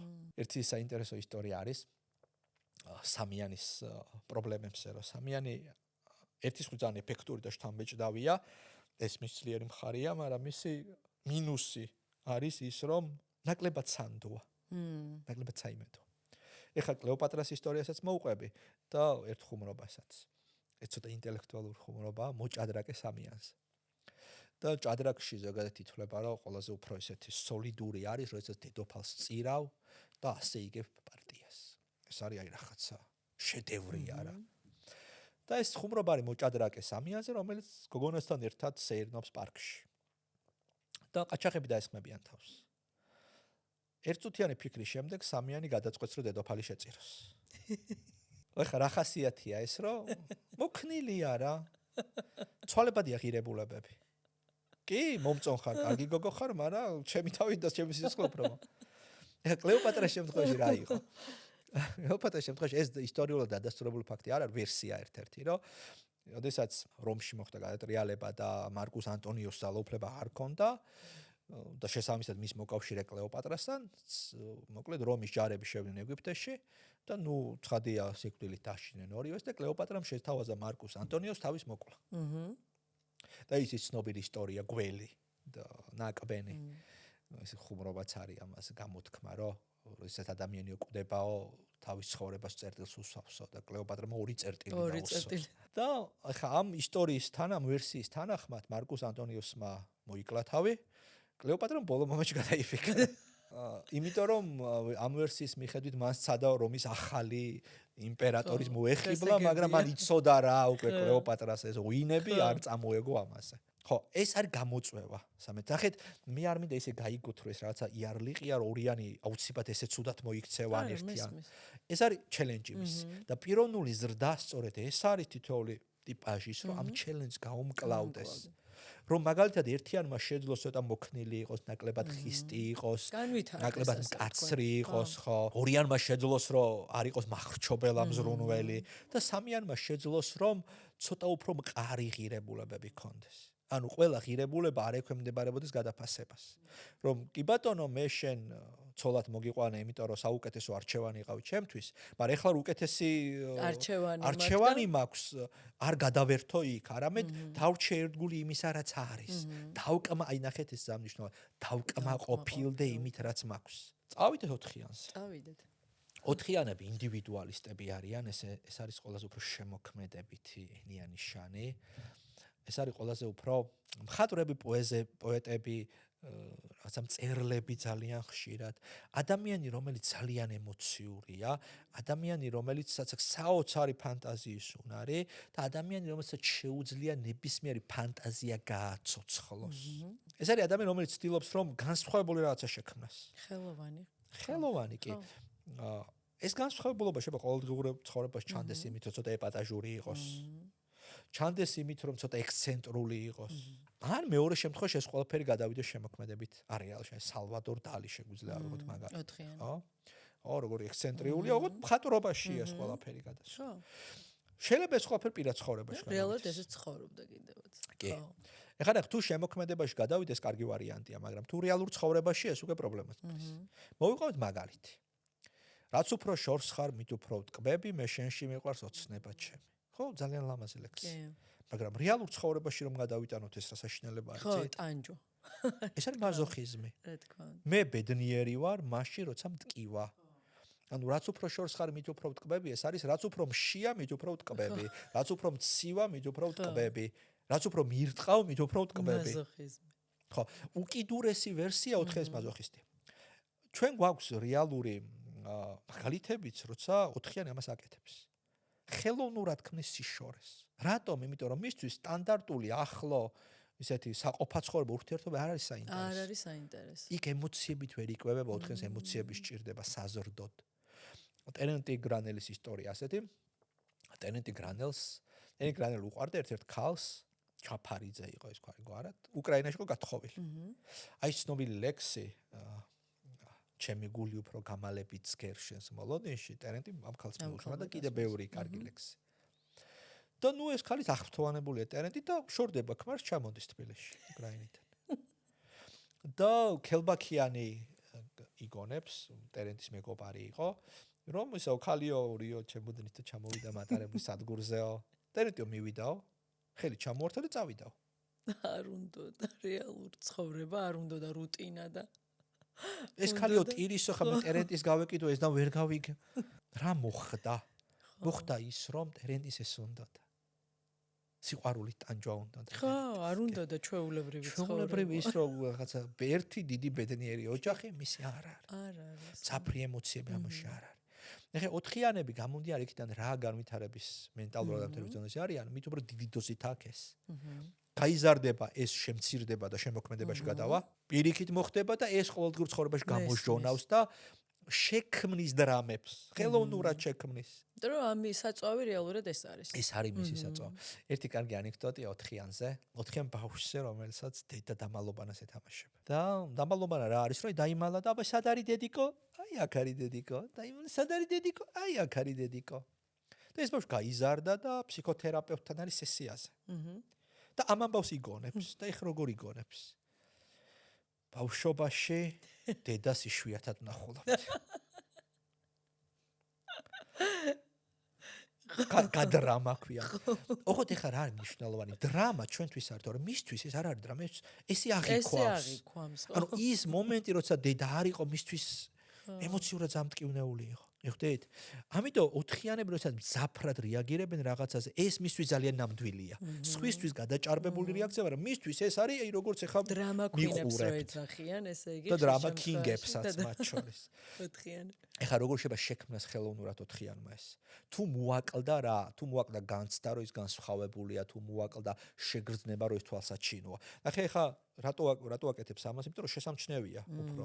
ეხლა უფრო დასამახსოვრებელია. თავარ როლში მოაწონს ყოფნა ეს. კი, თავარ როლში ოღონდ რა კუთხით, იცი რომ უფრო მკაფიოდ რჩება შენში. ანუ ჩვეულებრივი სტანდარტული არ დარჩება, ეს დარჩება. ანუ ხალხისთვის კი არა, ამ კონკრეტული ადამიანის ცხოვრებაში რო იყოს. ან მასებისთვისაც. აქ უკვე ცოტა ისეთ ჩაღრმავებაზე გადავდივარ. მესმის, მაგრამ ორივე შემთხვევაში ხო შეიძლება. გავიხსენოთ ნიკო ფიროსმანი, ასევე ოთხიანი. ხო. საოცარი ისტორია. თბილისში ჩამოდის გასტროლებით. დასი მსახიობი მარგარიტ დე სევრი, ვარ ვწდები, ესეც ახალი და გვარი აქვს. სახატული ეს ალბათ. კი, აქტრისა მარგარიტა, ნახატი მისი.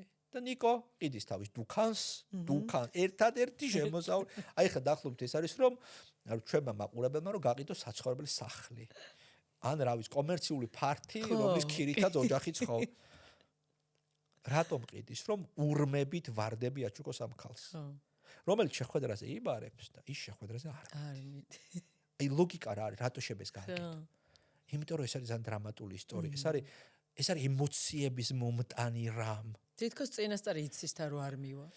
იცი რა ხო ცხადია ეს ის სტრატეგია რომელიც არაერთხელ გამოუყენები ადრე 4-იანს შეიძლება ცოტა დაბალი დოზით მაგრამ გამოუყენები რა არის საჭირო ხა მნიშვნელოვანი 4-იანის შემთხვევაში რა უნდა ქნას 4-იანმა 4-იანმა უნდა სცადოს რომ საკუთარი იდენტობა აღიქვას სიმძაფრის გარეთ დაინახოს საკუთარი თავი არამძაფრი ვერსიის შემთხვევაშიც კი ეს ერთი და მეორე აუცილებლად ჭირდება შემოქმედებითი არი რომ ყველაფერი ეს იქ გადავიდეს ყველას გაყიდვადი ავტორი სოფლიო ისტორიის განმავლობაში ნუ ბიბლიის შემდეგ ცხადია ჰარი პოტერი მისი ავტორი 4-იანი და მისი ავტორი სანამ შემოქმედებაში გადაიტანდა ჯოან როულინგი ამ ყველაფერს კლინიკურ დეპრესიით იტანჯებოდა.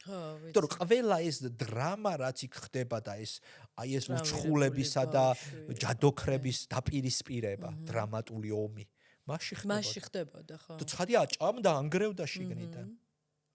ყველა 4-იანს აგიდიაში ეს პოტენციალი. ნუ შეიძლება ისეთ ნიჭიერი არ იყოს ყველა როგორც galaktionia და ჯოან როულინგია. ნუ ყველა ინდივიდუალურად რაღაც თავის. მაგრამ ნებისმიერი 4-იანი რომელიც საკუთარ აი ამ საოცრად მრავალფეროვან სამყაროს გარეთ გამოიტანს, ჩვენ რაღაცა ღირებულს ვიხებთ ხოლმე. ეხლა რა არის თავი ნიჭი 4-იანის? ნახე, მას შეუძლია ფანტაზია გააცოცხლოს. აი, მოდი ერთი მაგალითიც და დავასრულოთ 4-იანი ამით. galaktion დამიცის მერი. ეხლა რეალურად რა მოხდა და galaktionმა როგორ აღიქვა? რეალურად მერი შერვაშიძე კუჭაში დაინახა galaktionმა. ის თავისით წავიდა, ეს თავის გზით. ეს იყო სულ. მეტი არაფერი არ მოხდა. მაგრამ ის იმდენად კარგი ფანტაზიის უნარი აქვს 4-იანს, რომ შევიდა ამ ფანტაზიაში. შევიდა ფანტაზიაში, რომ შეუყვარდა ეს ქალი, მე ეს ქალი გათხოვდა, ხო, მერი ლექსია ეს ხდება. ტაძარში ჯვარს იწევს, მე მიდის ეს ადამიანი უყურებს ამ ჯვრის წერას. იტანჯება. რეალურად ეს ფანტაზია იმდენად ნათელი და ცხადი იყო galaktionისთვის, რომ რეალობისგან ვერ გარჩევდა, თვითონაც ვერ არჩევდა. ამიტომაც არის ლექსი ესეთი ნამდვილი. აი ჯოან როულინგი რაც ჰარი პოტერში წერს, ამას იმდენად რეალურად ხედავდა და აღიქვავდა.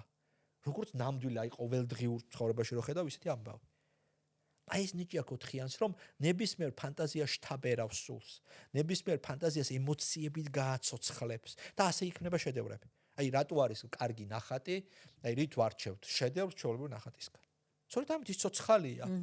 ანუ ის ცოცხალია, იმიტომ რომ რეალურად გრძნობს ავტორი ხატვის პროცესში იმას, რასაც ხატავს. საოცარი, ესე იგი ნიჭიერი 4-იანები. ძალიან. გადავედით 5-იანზე. მარტო ხელა მოაზროვნეს ეძახიან 5, დამკვირვებელსაც ეძახიან ხშირად. ის არის ყველაზე მეცნიერა ტიპაში. ყველაზე ერუდირებული და ცოდნის მოყვარული. ოღონდ ნახე, ნებისმიერ ენიანი შანსს სჭირდება ცოდნა, ოღონდ რაღაცისთვის. ერთიან ცოდნა სჭირდება, რომ თავისი ვალდებულებები პირნათლად შეასრულოს. ორიანს, იმიტომ რომ ამ ცოდნის დახმარებით იზრუნოს. სამიანს ცოდნა სჭირდება, რომ მიზნებს მიაღწიოს. 4-იანი ამ ცოდნის ცდილობს, რომ განსხვავებული და უნიკალური გახდეს. 5-იანისთვის ცოდნა არის თვითმიზანი. მას ცოდნა კი არ სჭირდება, თავისთავად ცოდნა არის მისი, ესე ვთქვათ, ფოკუსი. აქედან გამომდინარე, ხშირად 5-იანმა ისეთ რაღაცები იცის, რაც ცხოვრებაში არასდროს არ გამოადგება. კამბოჯის ფართობი, რაღაცა პირველი კომპიუტერის შემქმნელის ბიძაშვილს რა ერქვა. აი ესეთი გამახსენდა ესეთი ადამიანი. კი, ფაქტები, რომელიც თავისთავად არაფრის მომცემი არ არის, მაგრამ 5-იანს უნდა რომ ესეც იცოდეს.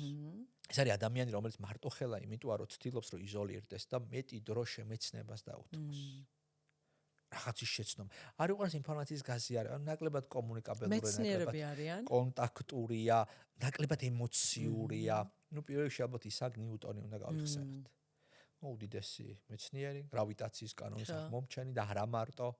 ეს იყო ადამიანი, რომელიც იყო ორჯერ ლორდთა პალატის წევრი და ერთადერთი რაც ამ დროის განმავლობაში აქვს ნათქვამი, თუ შეიძლება ფანჯარა დახურეთ ორპირი ქალი. იმდენად არაკონტაქტური ტიპი. ინტროვერტები არიან. და კი, ძალიან უკიდურესად ინტროვერტები. სხვათა შორის ნაყოფიერი ესე ნიშანი მაშინ, როდესაც მარტოა. და ხალხი მას ენერგიას ართმევს. მესმის. ამიტომ ისააკ ნიუტონმა თავის აღმოჩენების უმეტესობა გააკეთა შავი ჭირის კარანტინის დროს. პანდემია იყო. карантине გამოცხადდა, სამსახურები დაიკეტა, წავიდა სოფელში, კაციშვილი ხელს არ უშლიდა, ჩაუღრმავდა საკუთარ თავს სამყაროს და ამ დროს გააკეთა ეს დასკვნები და აღმოჩენები. ეხლა ჩვენ რო გადავხედოთ ნობელის პრემიის ლაურეატებს, ძალიან ბევრი მათ შორის არის 5-იანი. იმიტომ რომ მეცნიერებას ეს მიდგომა სჭირდება. ეხლა უშუალოდ სხვაენიან ნიშნებს ცოტა უჭირთ ხა სამიანებს და უშუალოდ რატო უჭირთ მეცნიერებს რომ სტაფი შედეგი უნდათ და იქ ვიღაც მეცნიერი 40 წელი რო ერთ რაღაცას იკვლევს და ბოლოს მიცემენ ნობელის პრემიას ან კიდე არ მიცემენ როგორც ეს სამიანებს უჭირთ ხოლმე ამის ლოდინი მათ სწრაფი შედეგი ამიტომ მარკეტინგში და ტელესაქმიანობაში ბევრად უფრო მარტივია მათთვის ესე ვთქვათ საკუთარი რესურსის და ენერგიის ხო ის უნარი არა აქვს კი ბატონო რაღაცა სხვა განვითარებო ამას ცოტა სხვა შეჭერდა საკვანძო საკითხის ხუთიანთან არის მარტოობის თემა. ამიტომ მაგალითად ეხა ხუთიანი მწერალი რო ავიღოთ გაბრიელ გარსია მარკესი. რომლის მთავარი თემა რა არის? მარტოობა. მარტოობის 100 წელი. წლები გადის. თაობები იცვლება და ერთადერთი რაც მარადიული ამ პროცესში არის მარტოობა. ნუ მხატვრებიც ხშირად არიან ხოლმე ხუთიანები, ვან გოგი მაგალითად შევავიღოთ. მარტოობა ძალიან უყვარდა, არ უყვარდა ხალხმრავლობა, უფრო პარიზი და ცენტრალური ქალაქები ნაკლებად ხიბლავდა. ასევე ხუთიანებს ახასიათებთ ის, რომ არ უყვართ გაზიარება საკუთარი აღმოჩენების. საკუთარი სამყარო აქვთ და კი, მან რო აღმოაჩინა ეს მისთვის აქ დამთავრდა პროცესი. გაზიარება მისთვის ნაკლებად საინტერესოა. ამიტომ ბევრ ხუთიანს ნახავთ, რომლის ნაშრომების და მიღწევების წლების მერე სხვა ადამიანებმა გაამზეურეს და გააცხადეს. ხა რა არის ხუთიანისთვის მთავარი? კომუნიკაციური უნარები. ხუთიანის მთავარი არის რომ გააზიაროს. იყოს ცოტა უფრო ემოციური, ნაკლებად ცივი. ერთი კითხვა მაგ არ დაკარგავს იმ უნარს? არა ხო? ნახე, ისევე როგორც სამიანი თუ გახდება ცოტა უფრო ერთგული, ის არ დაკარგავს არც საკუთარ მოქნილობას, არც საკუთარ მიზანსწრაფულობას. და არც ხუთიანი შესაბამისად. შესაბამისად, არც ხუთიანი არ კარგავს. აი ეს დაახლოებით რას გავს, იცით? მოდი ვიყვანოთ მაგალითი კერძის. რომელსაც ვაზავებთ რაიმე соусით. ხო, მარილი რო ხო, აი პირობითად, როდესაც თქვენ მიერთვათ მწვადს ტომატის соусით, კეჩუპით, არ ვიცი, მსგავსით. მწვადი თავის გემოს კი არ კარგავს, პირიქით უფრო სულფასოვან გემოს იწენს. ხვდით? რატომ? იმიტომ რომ უფრო სულყოფილი ხდება, როდესაც რაღაცა ახალს, რაც მას არ აქვს, აი ამის ინტეგრაცია ხდება მასში. იგივე თემა ენიანიშანს იმ თვისებების ინტეგრაციით, რაც მას ნაკლებად აქვს, ბევრად უფრო განვითარებული ვერსიის შექმნა შეუძლია საკუთარი თავის. და რაც თორე ბევრად უფრო ეკოლოგიური ვერსიის, ეს ამნიშნულოვანია. იმიტომ რომ ჩვენ შეგვიძლია ვნახოთ მაგალითად სამიანი, რომელიც არ არის განვითარებული ვერსია საკუთარი თავის, მაგრამ აქ მაღალი კარიერული შედეგები, მაგრამ არ არის ეკოლოგიური. არ დამაზიანებელი, არ ტოქსიკური.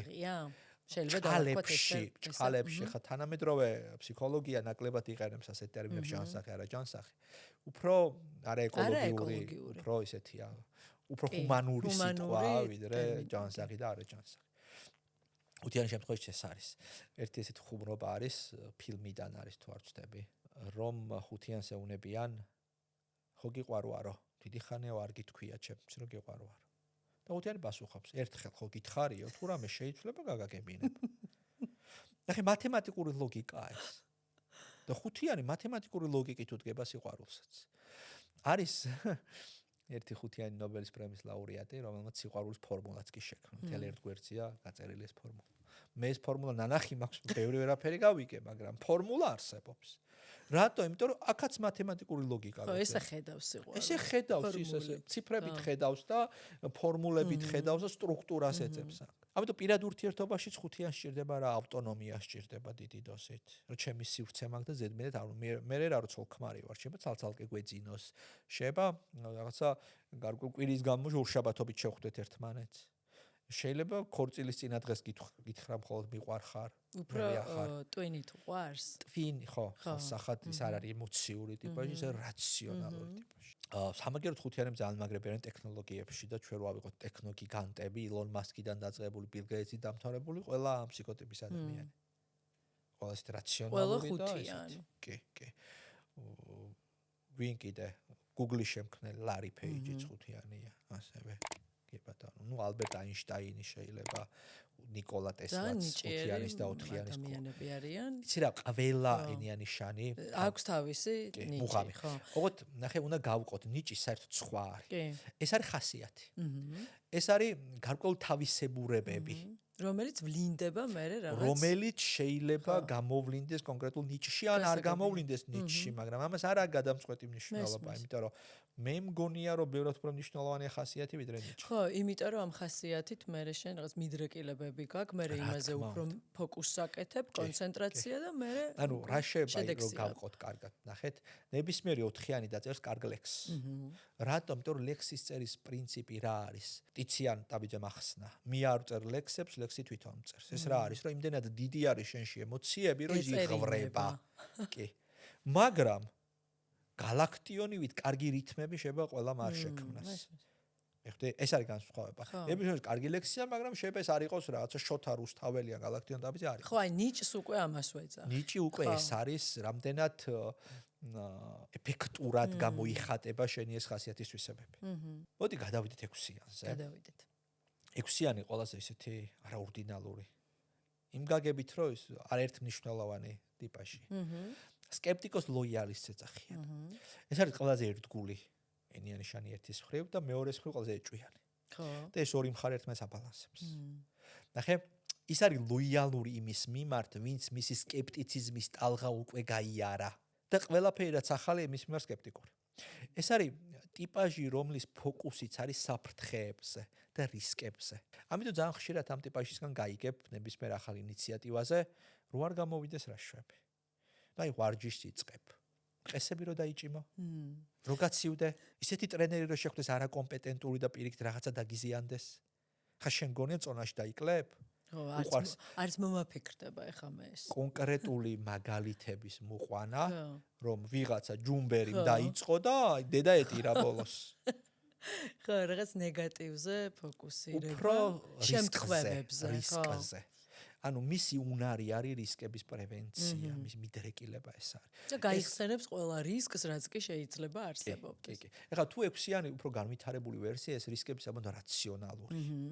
თუ პირიქით, მაშინ ეს რისკები ძალიან იმპულსური და ემოციური და ნებისმიერ რისკანი ხარ. აი ჭერი რომ დაგვემხოს თავზე. ანუ შიშებში გადადის უკვე, ხო? კი, ეს გადადის უკვე შიშის ენერგიაში რო ხარ, ხო? რომ ყველგან რისკია, რომ ჭერი თავზე დაგვეცეს, იქ რო გავიარო დენმა დამარტყას, გარეთ მანქანა რო დამეჯახოს რო გავდივარ. მერე თან ეხა ესე თუ ცხოვრობ, იზიდავ რა თქმა უნდა, რა. გარკვეული ლოგიკა ამაში არის, რომ რა სიხშირეზეც ხარ ეხა? იმდენად ნახე როგორ ხდება მოსიდვა შიშის, ამას თავისი აქ ლოგიკა.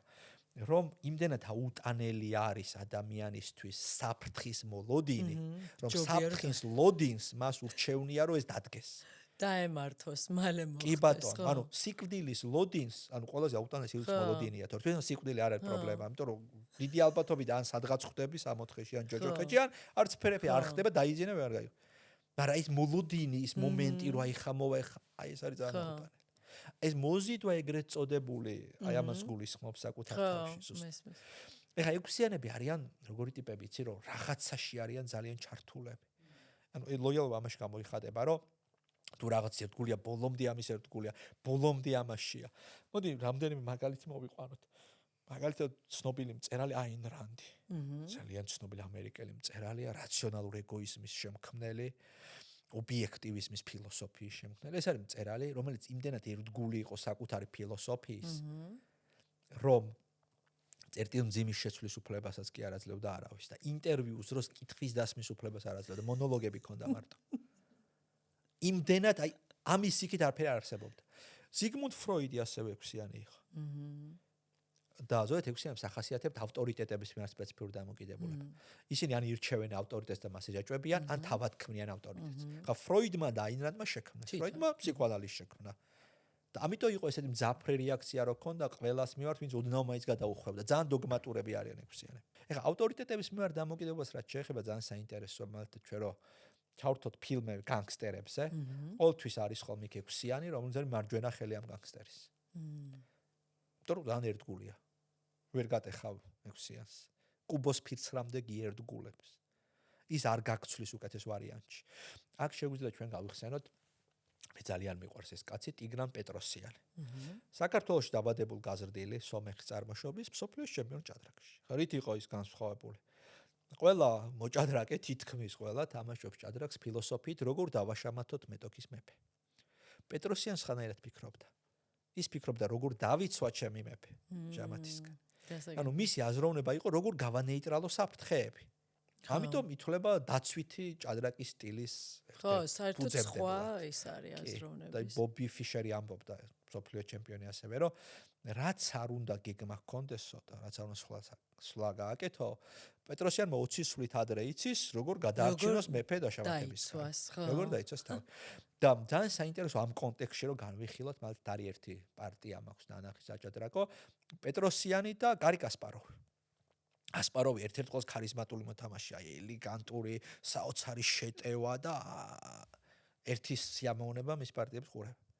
და მთელი პარტიის განმავლობაში დომინირებს კასპაროვი. უტევს ერთი ფიგურა შეჭირა, მეორე, მესამე. ბოლოს ყველაფერი ძალიან მშრალად და რუტინულად. დაიცვა თავი პეტროსიანმა. გაანეიტრალა მის შეტევები და ეს სრულიად საკმარისი იყო, რომ პარტია მოექო. რა თქმა უნდა. ფაქტიურად მან პეტროსიანმა შეცვალა ფილოსოფია. საუკეთესო თავდაცვა, თავდასხმა. ეს ფილოსოფია შეცვალა. და მან თავისი ცხოვრებით და რა ქვია, პარტიებით, საჭადრაკო პარტიებით და სოფლიო ჩემპიონის ტიტულით აჩვენა, რომ საუკეთესო თავდაცვა, თავდაცვა. თავდასხმა საერთოდ არ გჭირდება აქ. ეხლა პეტროსიანის ერთგულების თემაზე მინდოდა ერთი ისტორია მომეყოლა. თავის დროს საბჭოთა კავშირში იყო ძალიან განვითარებული საჭადრაკო კლუბები. აი როგორც ახლა საფეხბურთო კლუბები გვაქვს, აი ესე საჭადრაკო კლუბები იყო. და იქ ფეხბურთელებს ტრანსფერებიც როგორც არის, ისე იყო მონჭადრაკეებს ტრანსფერებიც. და პეტროსიანს შესთავაზეს CSKA მოსკოვის არმიის კლუბში გადასვლა. ხა მოსკოვის არმიის კლუბს მეტი ფული ჰქონდა და უთხრეს, რომ ჯამაგირი გაგეზდება, 4 ოთახიან ბინას მოგცემთ, უკეთესი პირობები. და მიდის პეტროსიანი და ცოლს ეკითხება აზრს. და ცოლი აღფრთოვანდება, ვაიმე რა მაგარია, ახალი სახლი, შენი ოთახი გექნება, აუცილებლად უნდა გადახვიდე. და პეტროსიანის პასუხი. ანუ ეხლა რა გამოდის? მე რო შენზე ახალგაზრდა და უკეთესი ქალი გავიცნო, შენ უნდა გაგიშვა და ის უნდა შევირთო ცოლად. ხო, ერთგულება არის, მოკლედ. ერთგულება, ოღონდ ამ ერთგულების უკან დგას სკეპტიციზმის სიახლის მიმართ. მიხდია რა არის ამ ერთგულების აზრი, შენთან იმიტომ რჩები, რომ სხვას ეჭვის თვალით უყურებ. რაღაცა ძალიან კარგად იქცევ, ამის უკან რაღაცა დამალული. ექვსიანები ასევე არიან შეთქმულების თეორიების მოყვარული. და ის როგორ მუშაობს, ნახე? ნებისმიერი ადამიანი უყურებს საკითხს როგორ, რომ 99% გამოვა, 1% რისკი. ერთიან იმდენად ლუპით უყურებს ამ ერთ პროცესს, იმდენად ადიდებს, რომ ეს 1 ხდება 100. ამიტომ შენთვის რო არის რაღაცა პატარა რისკი, მისთვის ეს არის უეჭველი მოხდება. და უკვე ემზადება ამისთვის. როგორ გაუმკლავდეს აი ამას, რომელიც უეჭველი მოხდება. მესმის, ხო. ძალიან კარგი ფინანსისტები არიან ხოლმე ექვსიანები ამის გამო. ხო, იმიტომ რომ ფინანსებში რისკი ხო, საგადასახადო საკითხებში მაგალითად ძალიან კარგია. პოლიციელი, მეხანძრე, უსაფრთხოებასთან დაკავშირებული საკითხები. ეხა გამახსენდა ერთი ფილმი არის, შეიძლება ნახი გაქვს, სერიალი Homeland ქვია, სამშობლო. კი, როგორ არის? თავი პერსონაჟი კერი მეტისონი. ექვსიანია. და საოცარია იქ ეხა კიდევ სპოილერია და ვისაც არ გაქვთ ნახი შეგიძლიათ გადაახვიოთ. რა ხდება ხო, რომ ჩამოდის ტიპი, რომელსაც ყველა გმირად ახიქვავს, მაგრამ ექვსიანი სკეპტიკურად უყურებს და სვავს კითხავს, იქნებ და როგორ გამოიქცა და რას აკეთებდა ამდენი ხანი? და აღმოჩნდა მისი შიში და მისი რისკის დანახვა. ობიექტური ყოფილა, რეალური ყოფილა. თუნდაც მართალი ყოფილა ეს. ამიტომ ყოველთვის უნდა დავაფასოთ ექვსიანები. ფაქტობრივად ექვსიანი თუ ყავს გვერდით ის დაგიცავს. და ძალიან ერთგულია. ბიზნესის, უაზრო ბიზნესის აწყებისგან და ჩვენთან ეს ძალიან გავრცელებულია და რაღაც ლოკაციას ნახავ, რომ ერთ დღეს ერთი მაღაზია, მეორე თვეს სხვა გაი, მერე სახაჭაპურია, მერე იმიტომ რომ ადამიანმა არის რისკებს გართული. ექვსიანი თუ ყავს ის დაგანახებს რისკებს, აი ესე ბრთებს, მოგაძრობს ცოტა ხანი და ჩაგახედებს აი ამ სარკეში, რომელშიც ჩახედვაც არ გინდა. და სწორი ბრძანა ერთგულია. ის უკეთესი ვარიანტი რომ გამოჩნდება, არ გადაპორტირდება უცებ იქით. შენთან რჩება. აი კუბოს ფიცრამდე გიერთგულებსო რო ამბობენ, აი ეს არის აქ თავარი. თორე კარგ მდგომარეობაში რო ხარ და რა ქვია, ყველა შენთან არის და კრიზისი რო დაგეწყება და მე რო ყველა გაგეწყხოლმე. აი ექვსიანი აი იქ არის ზუსტად. და ზოგადად ძალიან მნიშვნელოვანია რომ თითოეული ნიშანი დავინახოთ ამპლიტუდაში. ანუ არა კარგია, ცუდია, არამედ ეს ძლიერი მხარეები, ეს სუსტეები აქვს. თუ დატრიგერდა და სტრესი გაეზარდა, ძლიერი მხარეები უკან იხევს და სისუსტეები მოდის წინ და პირიქით, თუ რესურსულია, უფრო ძლიერი მხარეები მოდის. ამიტომ ჩვენი ამოცანა რა არის, რომ გავაძლიეროთ მისი დადებითი ნაწილი, ხო? ხა როგორ უნდა გავაძლიერო? სამიანის შემთხვევაში თუ გალანძღავ, ცხადე დატრიგერდება და ის უფრო მეტად ჩათვლის, რომ ვის რაში ვჭირდები მიღწევების გარეშე. ხო? 4-იანს თუ რაღაცა ბანალურად მიუდგები, შაბლონურად მიუდგები, ცხადად ადრიგერდება, ხო? ასევე 6-იანსაც თუ რისკებს გაუზრდი და მალთად მოუყვები, რომ სხვათა შორის ჩემი მეზობელი გოგონა 44 წლის ასაკში დაემართა კიბო. ხო, ეხლა წარმოგიდგენთ 6-იანის არის, რომ ისედაც ბევრს ფიქრობს ამაზე და შენ კიდევ უფრო დაანახე საფრთხეები. მიხვდი და კიდევ უფრო ხა სკეპტიკურად უყურებს ყველაფერს. ამიტომ 19 გრიპის ვირუსზე გადაიფიქრა. გასაგებია. იმიტომ რომ ის შიში გაძლიერდა.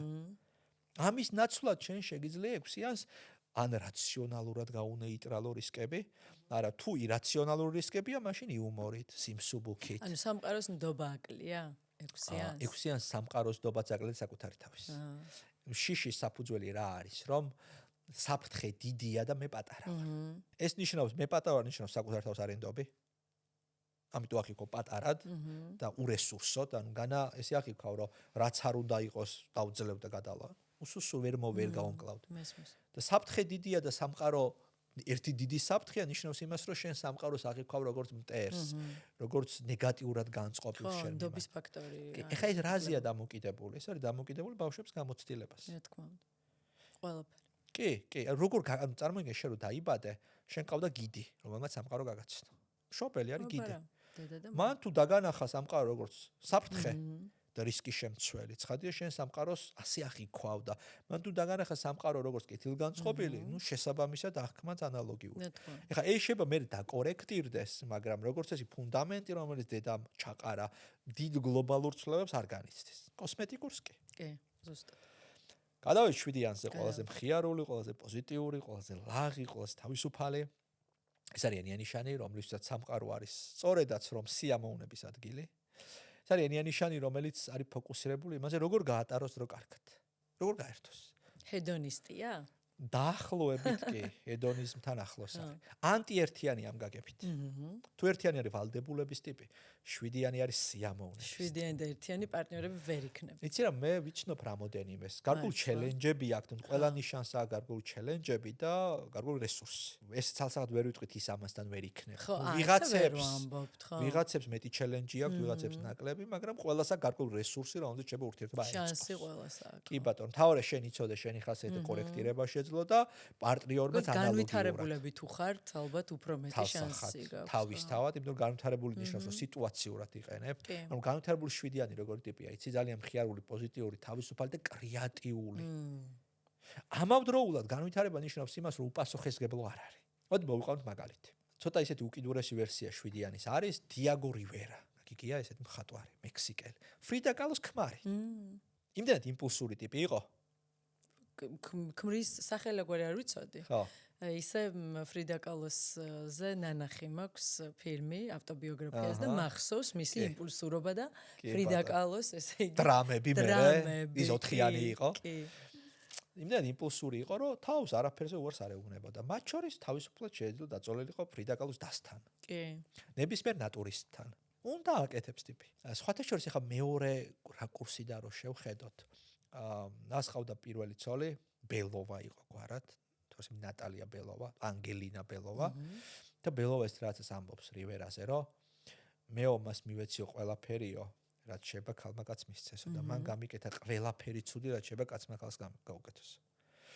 ანუ ამ იმპულსურობის შედეგი შეიძლება იყოს ეს, რომ თანგრიო მეორე ადამიანი, იმიტომ რომ ურთიერთობა ნიშნავს, რომ გარკვეულწილად საყრდენი ვართ ერთმანეთისთვის. ანუ ეკოლოგიურობაზე რო საუბრობთ, ეს არის, ხო? კი. და შენ თუ ხარ სრულიად არასაიმედო საყრდენი, შეიძლება ისეთ მომენტში გამოეცალო, რომ დაეცეს და დაიშალოს ეს ადამიანი. მაგრამ ეხლა ცოტა გადმოვახვიოთ და ვნახოთ ცოტა უფრო პასუხისმგებლიანი 7-იანები. მაგალითად დავიღოთ ლადო ასათიანი. ლადო ასათიანშიც იმპულსურობის ტენდენციები არის. ოღონდ უფრო ფიქრის დონეზე და არა ქცევის. ეხლა ნახე ძალიან მნიშვნელოვანია რა, რომ განვითარების ეტაპები სხვადასხვანაირია, შეიძლება შენ გქონდეს არაეკოლოგიური ფიქრი, მაგრამ ეს არ გადავიდეს ქცევაში. ეს უფრო განვითარების მაღალსაფეხურია. მაგრამ ქცევაში გადასვლა ეს უკვე უკიდურესი თემა, ანუ შენ შეიძლება ფიქრობ და ეხლა ვიღაცას მივახჩობ. ეს შეიძლება ფიქრი ყველას მოუვიდეს, მაგრამ ის რო რეალურად მიახჩე, ეს უკვე რამდენად გადაიტან. ეხლა ნახე ლადო ასათიანი რას წერს. ხომ ლამაზია ეს ჩემი ცოლი, მაგრამ მე უფრო ლამაზი მინდა. მაგრამ ის ამას არ აკეთებს. ხო. ეხლა და რატო შეიძლება თეორიულად რომ დაუშვათ არ აკეთებს? იმიტომ რომ მას აქვს შემაკავებელი მექანიზმები. რაც სამიანს არ აქვს. აი ხა დავაკავშირე მაღალ განვითარებულს აქვს, მაგრამ არაადაპტურ სამიანს არ აქვს. ხო, მაგას ვამბობ. როგორც სამიანი, შვიდიანი, ხო, სამიანზე ვთქვით, ხო. სამიანი, შვიდიანი, რვიანი არიან ტიპები, თუ მაღალ განვითარებული არ არის, მეორე მხარის გათვალისწინება ნაკლები. შვიდიანი შემთხვევაშიც. სამიანი, შვიდიანი ვერ. თავისი გზით მიდის. ანუ თავისი პროგრამა აქვს და ამ პროგრამას მიყვება. ნახე შვიდიანი შემთხვევაში ეს არის, რომ მინდა გავაკეთე. ანუ პირობითად დღეს უნდა მოსულიყავი პოდკასტში, მაგრამ ლუთის დალევა მომინდა. ან ბათუმში წასვლა მომინდა. ხო, ანუ პასუხისმგებლობა რა არის? რა მევალება? ამის საპირისპიროდ არის ჩემი სურვილი. შვიდიანთან თემა რო პასუხისმგებლობა შეიტანოს. ნიხდი, შენ შეიძლება გინდა ბათუმი, მაგრამ მოდი ჯერ პასუხისმგებლობა მოილიე და მე წადი ბათუმში. ხო? შენ შეიძლება გინდა დალევა. ადამიანები ესე იქცევიან ყოველ შემთხვევაში. შენ შეიძლება გინდა დალევა, მაგრამ მოდი ჯერ ბავშვა უტანე პამპერსი. და მე რო დაიძინებს მე წადი და ნიხდი, აი ამის ინტეგრირება აქ მნიშვნელოვანი. ეხლა რატო აკეთებს ამას შვიდიანი? იმიტომ რომ მას აქვს დაუოკებელი სურვილი ახალი სიამოვნებების გამოცდის. მიხდი? ეს მობეზრდა, ეხა ახალი უნდა. სხვათა შორის ნიკო გომელაურიც შვიდიანი იყო და ერთი საოცარი ლექსი აქვს ნიკოს. სადაც აღწერილი არის, როგორ უნდა რა გზით ჰქონდეს პირადი ურთიერთობა შვიდიანთან. რა უნდა პირად ურთიერთობა შვიდიანს. სიახლე. აი ნიკოს ლექსად აქვს. ნახე რა მაგარი ლექსია. წუხანდელი დღე იყო სიზმარი, შენახლა თვალებს სულ სხვისთვის ნაბავ. საინტერესო, სწორედ ის არის, როცა ყოველ დღე ხელახლა გაბავ. ხე ის მიუწვდომლობის კომპონენტი სულ უნდა იყოს, სხვანაირად მობეზრდები, სხვანაირად გახდები მოსაწყენი და ის დაიწყებს რაღაცა ახლის ძიებას. მაგრამ ეხა ვისაც აქვს პირადი ცხოვრების გამოცდილება, არ ვიცი თქვენთან როგორ არის ეს ამბავი. ძალიან რთული არის მუდმივად ფრეში. რა თქმა უნდა. ხო, წარმოიდგინე, სახლში, რა ვიცი, ახალი კაფით უნდა იჭრდე, დაუშვი. იმიტომ რომ სახლის დასაცმელი უკვე იცის იმან და თვალი შეაჩვია. ნუ რაღაცა ვარცხნილობა უნდა იცვალო, განწყობები უნდა იცვალო. თანაცხოვრებაში სიგიჟეა. ხო. ამიტომ ძალიან ხშირი. რთული არა, მე მგონი შეუძლებელია. აი, არა? დამოკიდებულია შვიდიანს რა დონეზე უნდა ის. თუ კიდე ეხა თუ დიაგო რივერა, ფრიდა კალო უნდა იყოს, სხვა შანსი არ გაქვს. ანუ შენ უნდა იკვებებოდი ამ დრამებით, რაც შვიდიანთან ცხოვრებას მოაქვს. სხვანაირად ვერ იქნები. მესმის. იმიტომ ფრიდა კალო 4-იანი იყო. კი. ეხა შვიდიანთან როგორ არის, იცით? ნახეთ, საინტერესო, რომ როგორც ეს შვიდიანების ცხოვრებაში არის ბევრი განქორწინება. და როგორც ეს განქორწინებულები ძალიან აქებენ შვიდიანებს. ანუ დისტანციაზე ყოველას მოწონს. ხო. მაგას უკაი ხასიათზია, სულ რაღაც პოზიტიური ენერგია, ოპტიმიზმი შემოაქვს, რაღაც შეხედა უკვე განწყობაში. ხო, პარტნიორად არის რთული. პარტნიორად, სადაც პასუხისმგებლობები შემოდის, იქ უკვე შვიდიანი ტრიგერდება. და არა მარტო პასუხისმგებლობები, იმიტომ რომ სიახლეები უნდა, რუტინაც შემოდის, კი ბატონო, კი. ამიტომ შვიდიანებს ქორწინებას დაკავშირებ თართო პრობლემა. აი, ხა გამახსენდა ბორის ჯონსონი მაგალითად, ბრიტანეთის პრემიერი რო იყო, გახსოვთ? კი, როგორია? კი. სამი განქორწინება. სამივე ცოლი ამობს გადასარევი კაცია უკაცო. პროსტა ცოლქრობაში. ფრედი მერკურია შვიდიანი კიდე და ფრედის მთელი ცხოვრების ხაზი არის ეს მის თავისუფლების სიყვარული, ხო? და შემთხვევითი არ არის რომ დაავადება რომლითაც გარდაიცვალა თავისუფლების დაავადებაშიც. ხო, მაგაშიც ესე. კი. და არიან კრეატიულები ძალიან მოქმედებით. ანუ აი ხა ნახეთ როგორ მუშაობს ეს ძალიან მაგარი არის შვიდიანის ფსიქიკა, როგორ აღწევს კრეატივს, როგორ არის კრეატიული საერთოდ. დააკვირდი კრეატივისთვის შენ გჭირდება თავისუფალი გონება. თავისუფალი გონება ეს არის გონება, რომელიც სტრესისგან არის დამოუკიდებელი. და რომ სტრესი კორტიზოლის მატებას იწვევს და თრგუნავს ტვინის მუშაობას. შვიდიანი არის ფსიქოტიპი, რომელიც სტრესს გაურბის. არ ეკარება. ამიტომაც მისი ფსიქიკა არის და მისი ტვინი მუშაობს ისე თავისუფლად, როგორც ბავშვის ტვინი. ხო, უსაზღროებები თუ არა. კი, უსაზღროა. ჩარჩოში არ არის ჯაკეტი. ამიტომ ძალიან ხშირია ხოლმე შემთხვევები, რომ რაღაცა ორგანიზაციაში ხალხი ზის და ფიქრობს რაღაცა კონკრეტულ პროექტზე. შემოვა შვიდიანი, 3-5 იდეას დაყრის ესე, გავა. თან ისე დაყრის, რომ მეორე დღეს არც ახსოვს. მეორე დღეს კიდე შეიძლება 5 ახალი დაყაროს. და მანამდე ვიმტვრევდნენ რა ბრეინშტორმინგები და ისინი ქონდათ. მოვიდა დაყარა. ეგრე. შვიდიანს ასე არ უყვარს აღმასრულებელი ნაწილი. ну იდეები აქვს, მაგრამ ამ იდეების შესრულება მისთვის საინტერესო არ არის. მესმის ხო აი რუტინა, მოსაწყენი რაღაცა ეს ყველაფერი მისი არ არის. ერთი ანეკდოტიც არის შვიდიანზე, რომ გასაუბრებაზე არისო იჩართანო და იჩარი ეკითხება რისინი ჭიგაქო. რისინი ჭიმაქო და ფეხებზე დაკიდება შემიძლია. აუ რა მაგ საინტერესო ეგეთი არ მომისმენი არაფერიო. თან ისეთი რაღაცა მითხარი ხო ესო დირექტორთან უნდა გავიარო, რაღაცა თქვენ კანდიდატურას შევთავაზებთ და დაგირეკავთ მერეო. ჩემ ფეხებს ვარ დამირეკავთ. აი ეს არის დარც არ მიიკარებს რა.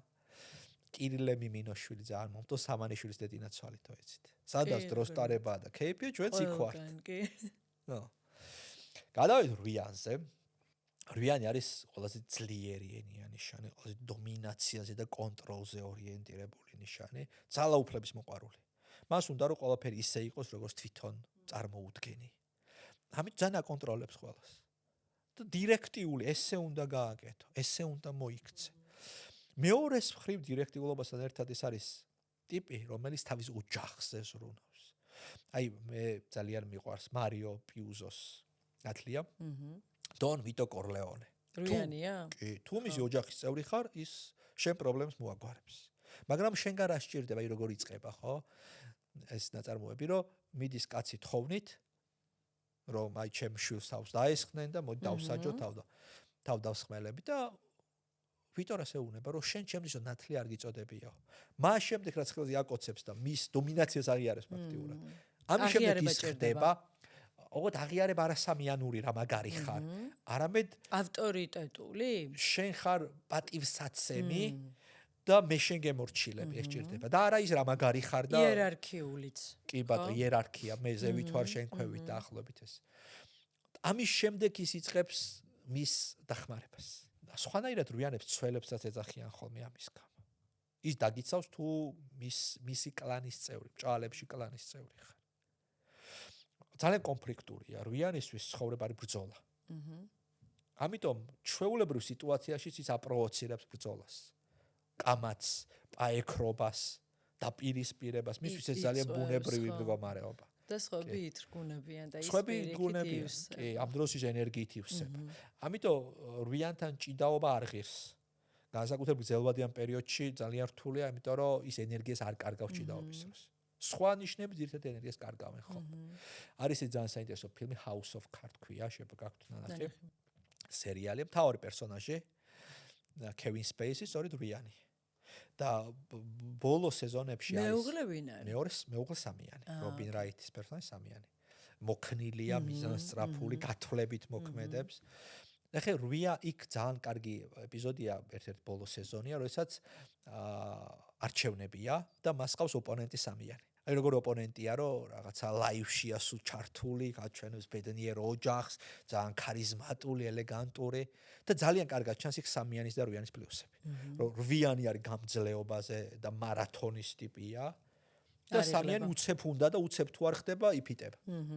რვიანის მთავარი თემა არის, რომ შეამციროს კონტროლის სადავეები. რატო აკონტროლებს? ღალატის შიშის გამო აკონტროლებს. მას გონია, რომ თუ თავის ძალას მოუკლებს, კონტროლის სადავეებს შეამცირებს, ზურგში დანას ჩაარტყავენ. ხდით ერთადერთი გზა ამისგან თავის დაცვის არის, რომ თუ მე ბოლომდე მარწუხებში მეყოლები, შენ ვერ შეძლებ ამას. უფრო ჯანსაღი ვერსია, ეხლა თუ არა ჯანსაღი ვერსია რვიანის არის, ჩცდს თუ უყურებდით, კატოს პარტნიორებს ერთად რვიანები იყვნენ. დიტოც, მე ბოლოს რო ყავდა და ყველა ამთავრებდა რა ფიზიკური აგრესიით მართვით ამთავრებდა. ეს უკვე გაუარესებული ვერსია რვიანის. ხო, დაბალგანვითარებაში. უფრო ხო აი სტრესის დროს უფრო აგრესიული ხდება, ძალით ცდილობს რომ დაგიჭიროს. უფრო მაღალ განვითარებაში ცდილობს რესურსებით დაგიჭიროს. რომ მე მამა შენს დავასაქმებ, შენ ფუფუნებაში გაცხოვრებ, ყველაფერი გექნება რაც გინდა. ისევ კონტროლია. ეს კონტროლის უფრო ესეთი დახვეწილი მექანიზმია. უფრო განვითარებული არის ის, რომ მე არ ვსლობ შენ კონტროლს. მე არ აღგიქავ შენ პოტენციურად მტრად. იხდი? ეს ილია ჭავჭავაძე იყო განვითარებული ილია ჭავჭავაძე ხო? ასაკშიო.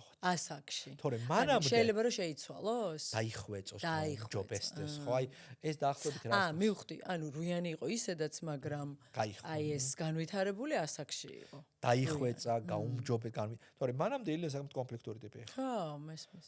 და ისე ცნობილ ადამიანებთან ჰქონდა კონფლიქტი, როგორც იყო დიმიტრი ყიფიანი, ვანო მაჩაბელი. ილიასთან კონფლიქტის შემდეგ ვანო მაჩაბელი დაიკარგა. მართლა? დღესაც არ იციან საცავით. და იმდენად ილია იყო ამ მისი დაკარგვის ეპიცენტრში, რომ მტკვარში ეძებდნენო და 7-იანი აკაკი წერეთელიო ხუმრობდაო. რომ რა გვინდა უმყინთავებიო კაცო, ხიძეო დავაყენოთ ჭავჭავაძეო, ლაპარაკს რო დაიწყებსო, მაჩაბელი ამოყინთავსო შეეკამათებაო. ის რო თან გარდაცვლილზე გადაობდა, ესა ძალიან 7-იანური. მაგრამ ის რო ესე დაპირისპირებულები იყვნენ. ნიკო ნიკოლაძესთან დუელი ქონდა, რომელიც არ შედგა.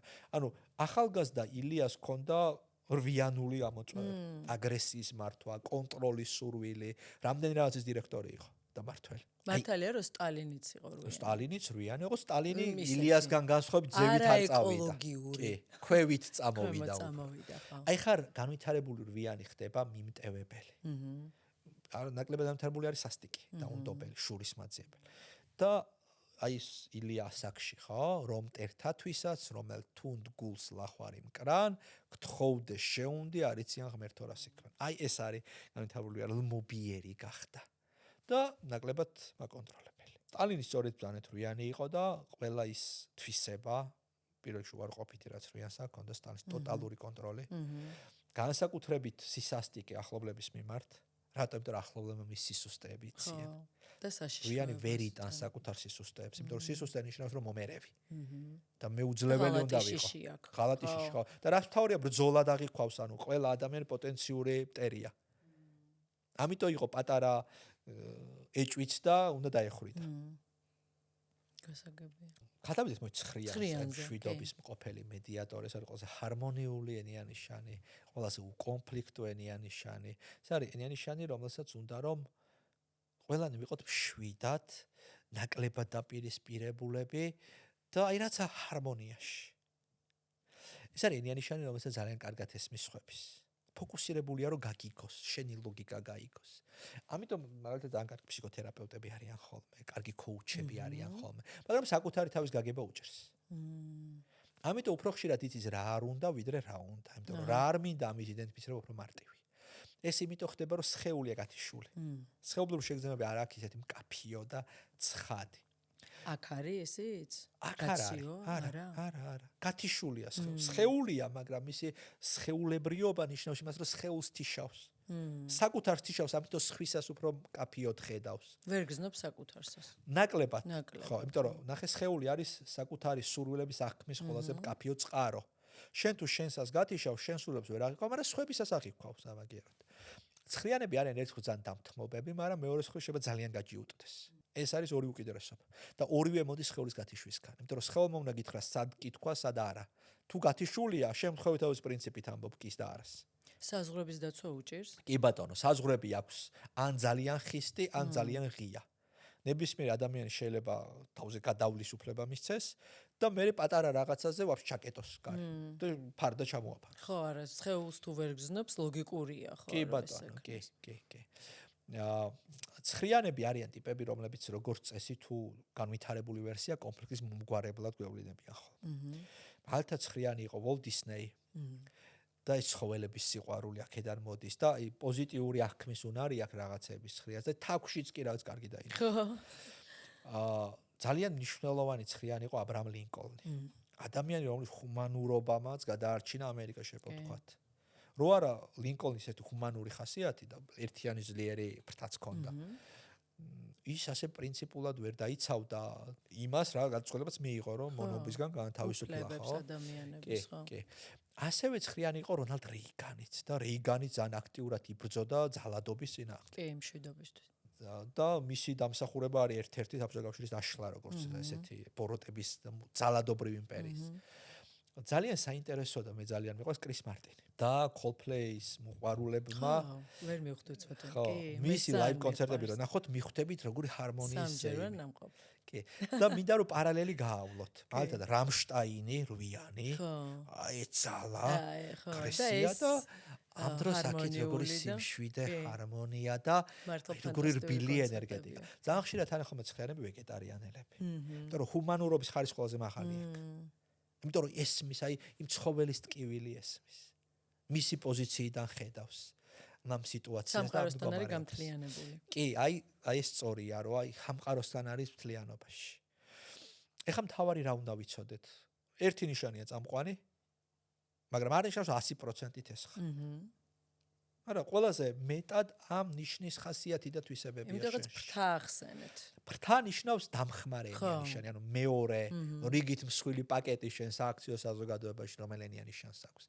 ფრთაოთ აუცილებლად მეზობელი ანუ ცხრიანი ერთიანის ფრთით ერთიანი ცხრიანის ფრთით სამიანი ოთხიანის ფრთით ოთხიანი ხუთიანის ფრთით და ასე შემდეგ მოდით დაგისვამთ კითხვას როგორ უნდა გავიგოთ რომელი ენია ნიშანი ვარ ძალიან საინტერესოა ენია ნიშნის დასადგენად ჩვენ უნდა გავერკვიოთ ჩვენს მოტივაციებში ანუ რატო გვინდა ამის კეთება რისი კეთებაც გვინდა მაგალითად მე მინდა წარმატება რატომ თუ იმიტომ რომ ვალდებულებებთან აკავშირებ ესე იგი ერთიანი ხარ თუ იმიტომ რომ წარმატება შენთვის არის რომ რესურსები გაქვს და კონტროლის სადავეები გაქვს ეს უკვე რვიანი თუ შენთვის წარმატება სიამოვნებასთან ასოცირდება მაგალითად არის ესეთი ადამიანი იყო არისტოტელე ონაზისი კი ბერძენი მილიარდელი აი ტანკერებით გადაზიდვა მან შემოიტანა კი ჟაკლინ კენედი მოიტანა კი კენედის ქმარი მისთვის წარმატება იყო ფული და ფული იყო სიამოვნება ამიტომ ცდილობდა ბევრი ფული ეშოვნა ეხლა სამიანი რო ყოფილიყო მის ფული იქნება და სტატუსი ხო ანუ მოტივაცია არის იმ სიამოვნებისთვის იყენებდა აქ სტატუსი რა გამოძრავებს აი მე არას გულისხმობ ანუ როგორ უნდა მივხვდეთ არსებობს რამე ტესტი თქვენთან უნდა მოვიდეთ აი როგორ ვარკვევთ რომელი ენიანი ნიშანი კარგი გზა არის სიღრმისეული ინტერვიუ რომელიც 1 საათი გრძელდება დაახლოებით და რომლის საფუძველზეც გეთება თქვენი ფსიქოტიპის რეპორტ ფაილს გასაგებია სადაც დეტალურად არის აღწერილი მეორე არის ენიაგრამას ტრენინგის გავლა სადაც თითოეულ ფსიქოტიპს სიღრმისეულად სწავლობ და ამის საფუძველზე ხვდები შენ ვინ ხარ და სხვა ადამიანებიც. სხვათა შორის 6 აპრილს ვიწყებთ ენიაგრამას ტრენინგის შემდეგ ნაკადს და ონლაინ ნებისმიერ ადამიანს შეუძლია ჩაერთოს. რა სასიამოვნო და საინტერესო ინფორმაცია. კი ბატონო. ძალიან კარგი. რამდენხნიანია ეს 6 აპრილს დაწყებული ტრენინგი? 6 აპრილს ტრენინგს ვიწყებთ ორს. ერთი არის სამოყვარულო, რომელიც შედგება 10 შეხვედრისგან, სადაც შენ პირად სარგებლისთვის იყენებ ენიაგრამას და მეორე არის პროფესიონალური სამთვიანი, სადაც შეხვდები ენიაგრამა კონსულტანტი და უკვე შეგიძლია სხვა ადამიანებსაც დაეხმარო საკუთარი ფსიქოტიპის დადგენაში. ძალიან კარგი. ძალიან ის არის. და რამე დიპლომი ექნებათ თუ სერტიფიკატი თუ რა თქმა უნდა, ვინც პროფესიონალურ პროგრამას გადის, საბოლოოდ იღებს სერტიფიკატს, რომელიც ადასტურებს, რომ მას აქვს ენიაგრამა კონსულტანტის კვალიფიკაცია და შეუძლია ამ ინსტრუმენტით იმუშაოს ადამიანებთან. ძალიან საინტერესოა. თქვენ რომელი ნიშანი ხართ? ამ კითხვაზე პასუხს არ ვცემ ხოლმე, იმიტომ რომ დავალება მაქვს ხოლმე ტრენინგის მონაწილეებთან და არ ვასპოილერებ. გასაგებია, რომ თვითონ გამოიცნო. თვითონ კი, იმიტომ რომ ამდენი ხანი რომ მისმენენ, ეხა მე ძალიან მაინტერესებს და აუცილებლად გონია რომ თქვენთან მოვალ უფრო რომ დავადგინო ეს ინტერვიუს საფუძველზე. იმიტომ რომ ძალიან ბევრი რაღაც მეხმიანება ზუსტად არ ვიცი. გავაკეთე ტესტი. კი. მაგრამ არ ვიცი რომ არ არის ზუსტი. კი რა, ახლა ეჭვი მაინც მეპარება. არის პიროვნული ტიპების უფრო ზედაპირული კლასიფიკაციები, სადაც ტესტი გეხმარება. ენიაგრამა საკმაოდ სიღრმისეული კლასიფიკაციაა და ამ სიღრმეზე ტესტი ვერ ჩადის. აი მაგალითად ინტერვიუს რო ვაკეთებთ სიღრმისეული თვისებრივი კვლევის მეთოდით, რომ უფრო ღრმად ჩავიდეთ და მოტივაციებამდე ჩავიდეთ და ეს არის მნიშვნელოვანი. კი, რომ გავიგოთ რეალურად რა ნიშნავს. კი, იმიტომ რომ მე რო ვთქვათ მეხმიანებოდა რომელიღაც ნიშანი, მე რო ჩავდიოდი ზუსტად აი მოტივაციამდე იქ ეწერა ვთქვათ, რომ ამ მოტივაციას ხვდებოდი რომ მე არ ვიყავი, ხო? კი. ძალიან დიდი მადლობა. ძალიან სასიამოვნო იყო საუბარი და ასევე აღვნიშნე, რომ სულ მაინტერესებდა ეს ენიაგრამას აღქმა სისტემურად და დიდ სურათში და დღეს მამის საშუალება თქვენმე მომეცით და ძალიან მომეწონა თქვენთან საუბარი. დიდი მადლობა. ნახვამდის. ნახვამდის.